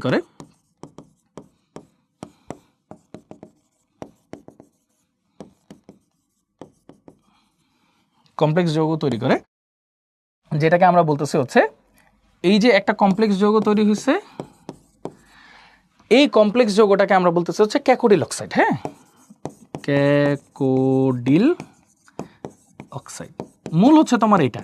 এই যে ক্যাকোডিল অক্সাইড যেটা তৈরি হয় না ভাইয়া, এটা অত্যন্ত কটু গন্ধযুক্ত। হ্যাঁ, তীব্র কটু গন্ধযুক্ত, মানে বাজে গন্ধ আর কি। হ্যাঁ, তীব্র কটু গন্ধযুক্ত ক্যাকোডিল অক্সাইড তৈরি হয়। এই অক্সাইডটা শুধুমাত্র ইথানিক অ্যাসিডই দেয় আর কি, বা ভিনেগার দেয়। তাহলে এই যে ভিনেগার শনাক্ত করার পদ্ধতি হচ্ছে এটা। ফার্স্টে হচ্ছে সোডিয়াম বাইকার্বনেট দিব, তারপর হচ্ছে ওই টেস্ট টিউবের মধ্যে আর্সেনিক অক্সাইড দিয়ে দিব, তাহলে একটা তীব্র কটু গন্ধযুক্ত একটা যৌগ তৈরি হবে, সেটাকেই আমরা বলতেছি হচ্ছে ক্যাকোডিল অক্সাইড। এটা শুধুমাত্র ইথানিক অ্যাসিডই দেয় এই বিক্রিয়াটা, এটা হচ্ছে ভিনেগারের শনাক্তকারী বিক্রিয়া। ওকে, প্রচুর আসে পরীক্ষায়। আচ্ছা, এটা গেল। এবার আসো কোশ্চেন সলভ করে ফেলি। হ্যাঁ, আর বেশিক্ষণ নাই আমাদের। কোনটি উত্তম খাদ্য সংরক্ষক? অবশ্যই ভিনেগার, নাকি? উত্তম খাদ্য সংরক্ষক। উদ্দীপকের আলোকে পরবর্তী প্রশ্নটির উত্তর দাও। আচ্ছা, কি বলছে? A+H2 invertase glucose fructose, glucose plus fructose, এই দুইটা ইনভার্ট সুগার, ইনভার্টেজ ইউজ করছে কার উপস্থিতিতে? তাহলে সুক্রোজ হবে, নাকি? সুক্রোজ। এর সংকেত হচ্ছে C12H22O11, সুক্রোজ। এ হচ্ছে সুক্রোজ। ওকে, ডান। C12H22O11, ওকে, এর সংকেত হচ্ছে এটা। আর কি এখানে কিছু আছে? হ্যাঁ, না, আর তো সবই ঠিক আছে। C12H22O11। ভিনেগার কি রূপে খাদ্য সংরক্ষণ করে? H+ দেওয়ার মাধ্যমে, নাকি? H+ প্রদানের মাধ্যমে। ভিনেগার প্রস্তুতিতে ইস্টের বৃদ্ধিতে সহায়তা করে কে? Ammonium sulphate, ammonium phosphate, ammonium sulphate, ammonium phosphate. Ammonium nitrate না ভাইয়া, অ্যামোনিয়াম নাইট্রেট তো একটা সার, নাকি? মনে আছে? আচ্ছা, তাহলে 1 আর 2, তাহলে অ্যান্সার হবে এ। ওকে, মল্ট ভিনেগার প্রস্তুতিতে সুক্রোজের আদ্র বিশ্লেষণে কোন এনজাইম ব্যবহৃত হয়? সুক্রোজকে আদ্র বিশ্লেষণ করতে ইনভার্ট সুগার তৈরি হয়, তো ইনভার্টেজ ইউজ করা হয়, তাই না? ইনভার্টেজ ইউজ করা হয় আদ্র বিশ্লেষণে। আচ্ছা, নিচের কোনটি ভিনেগার? ভিনেগার হচ্ছে 6 থেকে 10% জলীয় দ্রবণ কার? অ্যাসিটিক অ্যাসিডের, নাকি? তাহলে 6 to 10%, এটা তো ইথানল, এটা হবে না। CH3CH এটা হবে না। ইথানল, CH3CH, এটা হবে। 6 to 10% হচ্ছে এটা, আর 94 to 90% হচ্ছে পানি। ঠিক আছে, ওকে। অণুজীবের বৃদ্ধির জন্য কোনটি প্রয়োজন? অম্লীয় পরিবেশ না, ক্ষারীয় পরিবেশ না, অ্যালকোহলীয় পরিবেশ না, কি পরিবেশ ভাই? কিন্তু আগে বলছিলাম জলীয় পরিবেশ। অণুজীবের বৃদ্ধির জন্য প্রয়োজন হচ্ছে জলীয় পরিবেশ, AW। ভিনেগারের বৈশিষ্ট্য কি? ব্যাকটেরিয়ার জন্য প্রতিকূল পরিবেশ সৃষ্টি করে, গুড। পিকলিং এজেন্ট হিসেবে কাজ করে, হ্যাঁ ঠিক আছে। তেল ও চর্বির জারণ প্রক্রিয়া রোধ করে না। তেল চর্বির জারণ প্রক্রিয়া আসলে ভিনেগার রোধ করে না। ভিনেগার আসলে ওই যে এনজাইমরা নষ্ট করতেছে, পড়ছি আমরা। প্লাস হচ্ছে ব্যাকটেরিয়ার জন্য প্রতিকূল পরিবেশ, পিএইচ নিয়ন্ত্রণের মাধ্যমে। হ্যাঁ, তাহলে 1 and 2 হবে অ্যান্সার। তেল চর্বির জারণ আসলে সে তেমন একটা রোধ করতে পারে না টেকনিক্যালি। নিচের কোনটি ইনভার্টেজ ব্যবহার করে প্রস্তুত করা হয়? ইনভার্টেজ ব্যবহার করে প্রস্তুত করা হয় কোনটা? আচ্ছা দেখো, সুক্রোজ তো ইউজ করা হয় ইনভার্টেজকে, মানে সুক্রোজকে ভাঙার জন্য ইনভার্টেজ ইউজ করা হয়, সেটা না। বলছে কি প্রস্তুত করা হয়, সেটা হচ্ছে ভিনেগার। ভিনেগার প্রস্তুত করা হয়। আচ্ছা, তারপর কি বলছে? A+, আচ্ছা এটা তো একটু আগে দেখলাম। বি থেকে ভিনেগারের মূল উৎপাদন কোন প্রক্রিয়ার মাধ্যমে হয়? আচ্ছা, বিটা কি? গ্লুকোজ থেকে জাইমেজের মাধ্যমে ইথানল হয়। ও, আর ইথানল থেকে অ্যাসিটিক অ্যাসিড কিভাবে প্রস্তুত করা হয়? গাজন প্রক্রিয়ায়, ফার্মেন্টেশন বা গাজন। ফার্মেন্টেশন বা গাজন। মল্ট মিশ্রণে কত শতাংশ ইথানল থাকে? মল্ট মিশ্রণে 10% ইথানল থাকে, হ্যাঁ 10%। আচ্ছা, তারপর হচ্ছে কি বলছে? এক্স কি? গ্লুকোজ ফ্রুক্টোজ হয়েছে তো, তার মানে ইনভার্টেজ, ইনভার্ট সুগার না, ইনভার্টেজ উৎপন্ন মানে লাগবে এখানে। মল্ট ভিনেগার তৈরির ক্ষেত্রে কোনটি সঠিক? জাইমেস সুক্রোজকে গ্লুকোজ ফ্রুক্টোজে পরিণত করে, জি না, ইনভার্টেজ করে। ইনভার্টেজ গ্লুকোজ ও ফ্রুক্টোজকে ইথানল পরিণত করে, না। অ্যাসিডোব্যাক্টর ইথানলকে ইথানিক অ্যাসিডে পরিণত করে, হ্যাঁ এটা ঠিক আছে। অ্যাসিডোব্যাক্টর ইথানলকে ইথানিক অ্যাসিডে পরিণত করে, গুড। আচ্ছা, ইস্ট যোগ করে অবাঞ্ছিত ব্যাকটেরিয়া রোধ করা যায়, না, এরকম কিছু না। আচ্ছা, তারপর দেখো সুক্রোজ প্লাস H2, এটা সেটা। আচ্ছা, এটা একটা সিকিউ প্রশ্ন, চলে আসলাম আমরা। হ্যাঁ, ইজি ইজি। উদ্দীপকের এম যৌগটির উৎপাদন পদ্ধতি বর্ণনা করো। এম যৌগটা কি? সুক্রোজ প্লাস H2 হচ্ছে গ্লুকোজ ফ্রুক্টোজ। গ্লুকোজ ফ্রুক্টোজ থেকে হয়ে যায় ethanol plus carbon dioxide. Ethanol থেকে পাওয়া যায় হচ্ছে ইথানোইক অ্যাসিড বা ভিনেগার, নাকি? তাহলে ভিনেগারের উৎপাদন পদ্ধতি দুইটাই আমরা পারি, দুইটাই লিখে দিব, বা যে এই পদ্ধতি পুরোটা একটা লিখে দিলেই হবে, এটা আমরা পারলাম। আচ্ছা, এম যৌগটি খাদ্য সংরক্ষণে ভূমিকা রাখে কিনা? 100% রাখে। কিভাবে খাদ্য সংরক্ষণে ভূমিকা রাখে? পিএইচ নিয়ন্ত্রণ, তারপর ভাইরাস ব্যাকটেরিয়া যে আউটার লেয়ার সেটা খেয়ে ফেলে, আর এটা কি ছিল? ওই যে এনজাইমের অ্যাক্টিভ সাইটগুলোকে নষ্ট করে দেয়। অলরেডি ভাইয়া দেখাই ফেলছি, হ্যাঁ ওকে। তারপর উদ্দীপকের আলোকে আখের রস থেকে সি যৌগের উৎপাদন প্রক্রিয়ার মূলনীতি ব্যাখ্যা করো। খুব ভালো মতো পড়াই ফেলছি আমরা এটা। আখের রস থেকে আসলে কি পাওয়া যায়? সুক্রোজ, তারপর বাকিটা। আচ্ছা, এই যে এই পদ্ধতি আর উদ্দীপকের সি যৌগের জীবাণুরোধী ক্রিয়ার কৌশল ব্যাখ্যা করো। অলরেডি ব্যাখ্যা করা শেষ। দেখছো একই কোশ্চেন বারবার। তাহলে জীবাণুরোধী মানে কি, যে H+ দিয়ে পিএইচ নিয়ন্ত্রণ, H+ ওই যে চারপাশে লেয়ার খেয়ে ফেলে, আরেকটা কি অ্যাক্টিভ সাইট নষ্ট করে, শেষ। তারপর দেখো 1 নং নমুনা হতে 2 নং নমুনা প্রস্তুতির ধাপসমূহ সমীকরণ সহ ব্যাখ্যা করো। 1 নং থেকে 2 নং। চিনি বলছে না, চিনি মানে সুক্রোজ আর কি, তার মানে ওই যে ভিনেগারের প্রস্তুতিটা বলবো, ইনভার্টেজ জাইমেস এগুলো ইউজ করে এই পদ্ধতি বলছে। উদ্দীপকের 2 নং নমুনার খাদ্য সংরক্ষণ কৌশল। 2 নং নমুনাকে ভিনেগার খাদ্য সংরক্ষণ কৌশল হাজারভাবে পারি আমরা, সো এটা নিয়ে টেনশনের কোনো কারণ নাই। তাহলে এটা আমরা পারলাম। তারপর কি, আখের রস থেকে এ পাত্রে খাদ্য সংরক্ষকটি প্রস্তুতির মূলনীতি সমীকরণ সহ ব্যাখ্যা করো। আখের রস থেকে এ মানে ভিনেগার বানাইতে বলছে আখের রস থেকে। আখের রস থেকে কি বলছে, সুক্রোজ এবং ফার্দার একই বিক্রিয়া। খাদ্য সংরক্ষক হিসেবে উদ্দীপকের এ ও বি পাত্রের দ্রবণের কৌশল ভিন্ন, ব্যাখ্যা করো। পড়াইছিলাম কিন্তু এটার কৌশল তো দেখছোই, একটা হচ্ছে পিএইচ, একটা হচ্ছে H+ কি করে ভাইরাস ব্যাকটেরিয়াকে ওই যে আশেপাশের লেয়ারগুলোকে খেয়ে ফেলে, কোষপ্রাচীর। আর আরেকটা কি ছিল, আরেকটা হচ্ছে যে অ্যাক্টিভ সাইটকে ইনঅ্যাক্টিভ করে ফেলে, সন্নিবেশ সমযোজী বন্ধনের মাধ্যমে। এই তিনটা ছিল।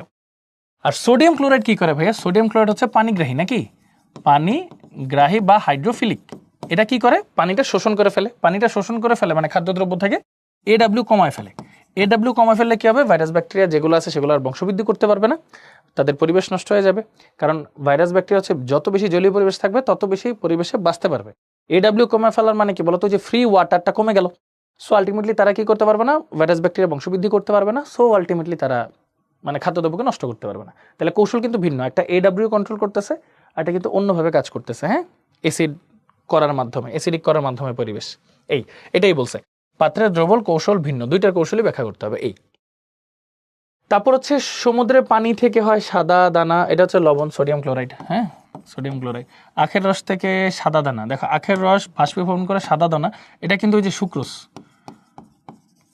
তারপর সরিষা বীজ থেকে হচ্ছে সরিষার তেল, মাস্টার্ড অয়েল। আচ্ছা, খাদ্যদ্রব্য সংরক্ষণে উদ্দীপকের সি এর ব্যবহার বর্ণনা করা। আচ্ছা, এটাও কিন্তু ভাই বলছিলাম, খাদ্যদ্রব্য সংরক্ষণে সরিষার তেল কি করে, সরিষার তেলের ভিতরে যখন হচ্ছে খাদ্যগুলা থাকে, খাদ্যগুলা হচ্ছে ভিতরে ওই যে পানিগুলা ছেড়ে দেয়, তার মানে AW কমে যায়। তার মানে একটা হচ্ছে AW কমে যায়। সো আলটিমেটলি ভাইরাস ব্যাকটেরিয়া জন্মাতে পারে না। বাইরে থেকে অক্সিজেন জারণ করতে দেয় না, মানে অক্সিজেনের জারণ করতে দেয় না, অ্যান্টিঅক্সিডেন্টের মতো কাজ করে। সো যেহেতু অক্সিজেন ভিতরে ঢুকতে পারতেছে না, জারণ হতেছে না, তার মানে অ্যান্টিঅক্সিডেন্টের মতো কাজ করতেছে। এছাড়াও ভিতরে মানে ও একটা মানে সরিষার তেল থাকার কারণে ওরা হচ্ছে আর নতুন কোনো ভাইরাস ব্যাকটেরিয়া ঢুকতেও পারতেছে না। সো আলটিমেটলি বংশবৃদ্ধিও করতে পারতেছে না, সিম্পল কথা। তাহলে এছাড়াও সে খাদ্যটাকে মানে খাওয়ার যে টেস্টটাকে আরো এনহান্স করে, ভালো করে। সো এরকমভাবে সংরক্ষণ করে থাকে, হ্যাঁ, সরিষার তেল। আচ্ছা, তারপর হচ্ছে খাদ্য সংরক্ষণ উদ্দীপকের A আর B এর কৌশল তুলনা করে। আচ্ছা, এটা একটু আগে তুলনা করছি না, সোডিয়াম ক্লোরাইডের সাথে সুক্রোজ। আচ্ছা, এখন কথা হচ্ছে সুক্রোজের তুলনা আসলে না, তো চিনির তুলনা বলছে। হ্যাঁ, চিনির তুলনা বলছে।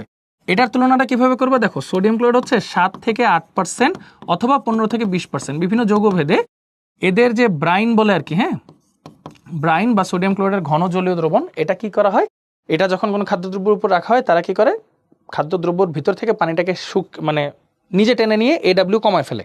এভাবে হচ্ছে কি করে, NaCl সোডিয়াম ক্লোরাইড হচ্ছে খাদ্যদ্রব্য সংরক্ষণ করে। আর সুক্রোজ বা চিনি হচ্ছে 60% থেকে শুরু করে 70% ঘন জলীয় দ্রবণ নেওয়া হয়।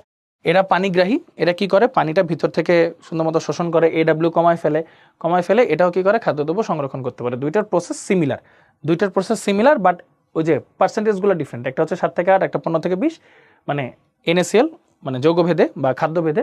আর সুক্রোজ চিনির হচ্ছে 60 to 70% লাগে আর কি। এই ক্ষেত্রে এই হচ্ছে অবস্থা। মানে এটা কিন্তু পিকলিং এজেন্ট, চিনি কিন্তু পিকলিং এজেন্ট হিসেবে কাজ করে। আর যেটা খাদ্য লবণ কিন্তু পিকলিং এজেন্ট হিসেবে কাজ করে না, বিভিন্ন ধরনের শুটকি বানাইতে কাজে লাগে আর কি। হ্যাঁ, এরকম দুইটার প্রসেসও কিন্তু আলাদা, মানে কনজিউমারও কিন্তু আলাদা বা অ্যাপ্লাইড প্রোডাক্টও কিন্তু আলাদা। হ্যাঁ, আচ্ছা, তারপর দেখো খাদ্য সংরক্ষণে উদ্দীপকের বি যৌগটির গুরুত্ব কৌশল সহ বর্ণনা করো। আচ্ছা, বি যৌগটা কি হইতে পারে, দেখো ভাইয়া, জিতে গ্যাস লিখছে, এখানে কার্বন অক্সিজেন আছে, জারণ টারণ আছে, তার মানে এটা কার্বন ডাইঅক্সাইড। এখন খেয়াল করো, এখানে কার্বন কয়টা, 3টা কার্বন, একটা কার্বন চলে গেছে, তার মানে বিতে কার্বন কয়টা আছে, 2টা। আর 2বার জারণ হয়েছে অ্যালকোহলের, তার মানে এটা কি হবে, অ্যাসিড হবে। তার মানে এটা কি হবে, CH3COOH। এই হচ্ছে অবস্থা। আর যদি ডিপলি বুঝতে চাও, এটা আসলে দেখো CH3CH2CH2OH, এটা যদি এরকম হইতো, এরকম হইতো, তাহলে এটাকে একবার জারণ করলে এটা তৈরি করতে হচ্ছে CH3 CH2 CHO plus H2O, এবং যেটাকে ফার্দার জারণ করলে পাওয়া যেত হচ্ছে CH3 CH2 COOH, এটা পাওয়া যেত। ব্যাপার হচ্ছে এটা নিয়ে তো কোনো সংরক্ষণ কৌশল তোমরা পড়ো নাই, তার মানে এটা হবে না। এখন এটা তো নর্মাল, এটার একটু ডিগ্রিতে নিয়ে যাই চলো। CH3 CHOH CH3, এই তো এটাকে যদি তুমি জারণ করো তখন তুমি পাবো হচ্ছে CH3 COCH3 প্লাস H2O। আবার কিটোনকে যদি তুমি ফার্দার জারণ করো ভাইয়া, অনেক বেশি তাপমাত্রা লাগবে অবশ্যই। এক্ষেত্রে কি হয় যে এই অংশটা হচ্ছে অ্যাসিড হবে CH3 COOH, আর বাকি হাইড্রোকার্বনটা ভেঙে যাবে H2O CO2, এইভাবে। তাহলে এটার কথাই বলছে আসলে, এটাই আমাদের রাইট অ্যাজাম্পশন এই ক্ষেত্রে। তাহলে এই যে এবার মানে মেইন কথা হচ্ছে এটা নিয়ে তো তোমরা পড়ো নাই, ওইটা পড়ছো, তাহলে এটাই তোমার অ্যান্সার শেষ। আর কৌশলগুলো কি কি, ওই যে পিএইচ নিয়ন্ত্রণ করে, H+ দিয়ে কোষ প্রাচীরগুলো খেয়ে ফেলে, আর এটা কি ছিল অ্যাক্টিভ সাইট থেকে ইনঅ্যাক্টিভ সাইটে কনভার্ট করে দেয় এনজাইমের। ওকে, এরপর কি খেজুরের রস থেকে খাদ্য সংরক্ষক। খেজুরের রস থেকে মানে কি ভিনেগার। খাদ্য সংরক্ষকের প্রস্তুতি পারি, যৌগটি খাদ্য সংরক্ষক হিসেবে উপযুক্ততা অনেক বেশি উপযুক্ত, ওই 3টা রিজন, ঠিক আছে। আচ্ছা, তারপর কি খেজুরের রস মানে আখের রস, এখন আবার আখের রস একই কথা। এই যে আর্দ্র বিশ্লেষণ করা হয়েছে, এখানে কোয়েশ্চেন মার্কে হবে ইনভার্টেস, তাই না। তারপর হচ্ছে এখানে হবে জাইমেস, অ্যাসিডোব্যাক্টের থেকে এখানে কি হয়েছে ভিনেগার। তাহলে বলছে সি উৎপাদনের ধাপসমূহ পারবা। খাদ্য সংরক্ষণে সি এর গুরুত্ব কৌশল সহ ব্যাখ্যা করা। আগে কৌশল বলবা, তারপর গুরুত্ব বলবা, যে এটা দিয়ে হচ্ছে খাদ্য অনেকদিন সংরক্ষণ করা যায়, স্বাদ ভালো থাকে, খাদ্য অনেকদিন ভালো রাখা যায়, ফুড সিকিউরিটি মেনটেন হয়, এইসব কথাবার্তা। হ্যাঁ, আচ্ছা। খেজুর রস থেকে খাদ্য সংরক্ষক, একটি জৈব অ্যাসিড যার আণবিক ভর 60, মানে হচ্ছে CH3 COOH, হিসাব করে দেখো আণবিক ভর 60ই আসে। বলছে যৌগটির প্রস্তুতি সংশ্লিষ্ট সমীকরণ সহ ব্যাখ্যা করো, সেম জিনিস। যৌগটি দ্বারা খাদ্য সংরক্ষণ কৌশল ব্যাখ্যা করো, সেম টু সেম জিনিস, একই জিনিস। ওকে, সো দেখো দেখতে দেখতে কিন্তু আমাদের লেকচারটা শেষ। তো ফার্স্ট অফ অল একটু বলে দিই, থ্যাংক ইউ সো মাচ সবাইকে কষ্ট করে ধৈর্য ধরে এই ওয়ান শট ক্লাসটা করার জন্য। এখন ছোট্ট একটা পরামর্শ থাকবে ভাইয়া, তোমরা সবাই আমি বিশ্বাস করি এই ক্লাসটা যদি একটু মনোযোগ দিয়ে করো ভাইয়া, এবং পিডিএফটা যদি তারপর একবার চোখ বোলায় ফেলো, ইনশাল্লাহ এই চ্যাপ্টার রিলেটেড আর কোনো ধরনের কোনো সমস্যা কখনোই তোমাদের হবে না। এবং এইচএসসিতে তো ভালো করবা ইনশাল্লাহ, অ্যাডমিশনও খুব ভালো করতে পারবা। হ্যাঁ, তো সবার জন্য অনেক অনেক শুভকামনা, শুভেচ্ছা রইল। ভালো থাকো, সুস্থ থাকো, দেখা হবে, কথা হবে। আল্লাহ হাফিজ, আসসালামু আলাইকুম।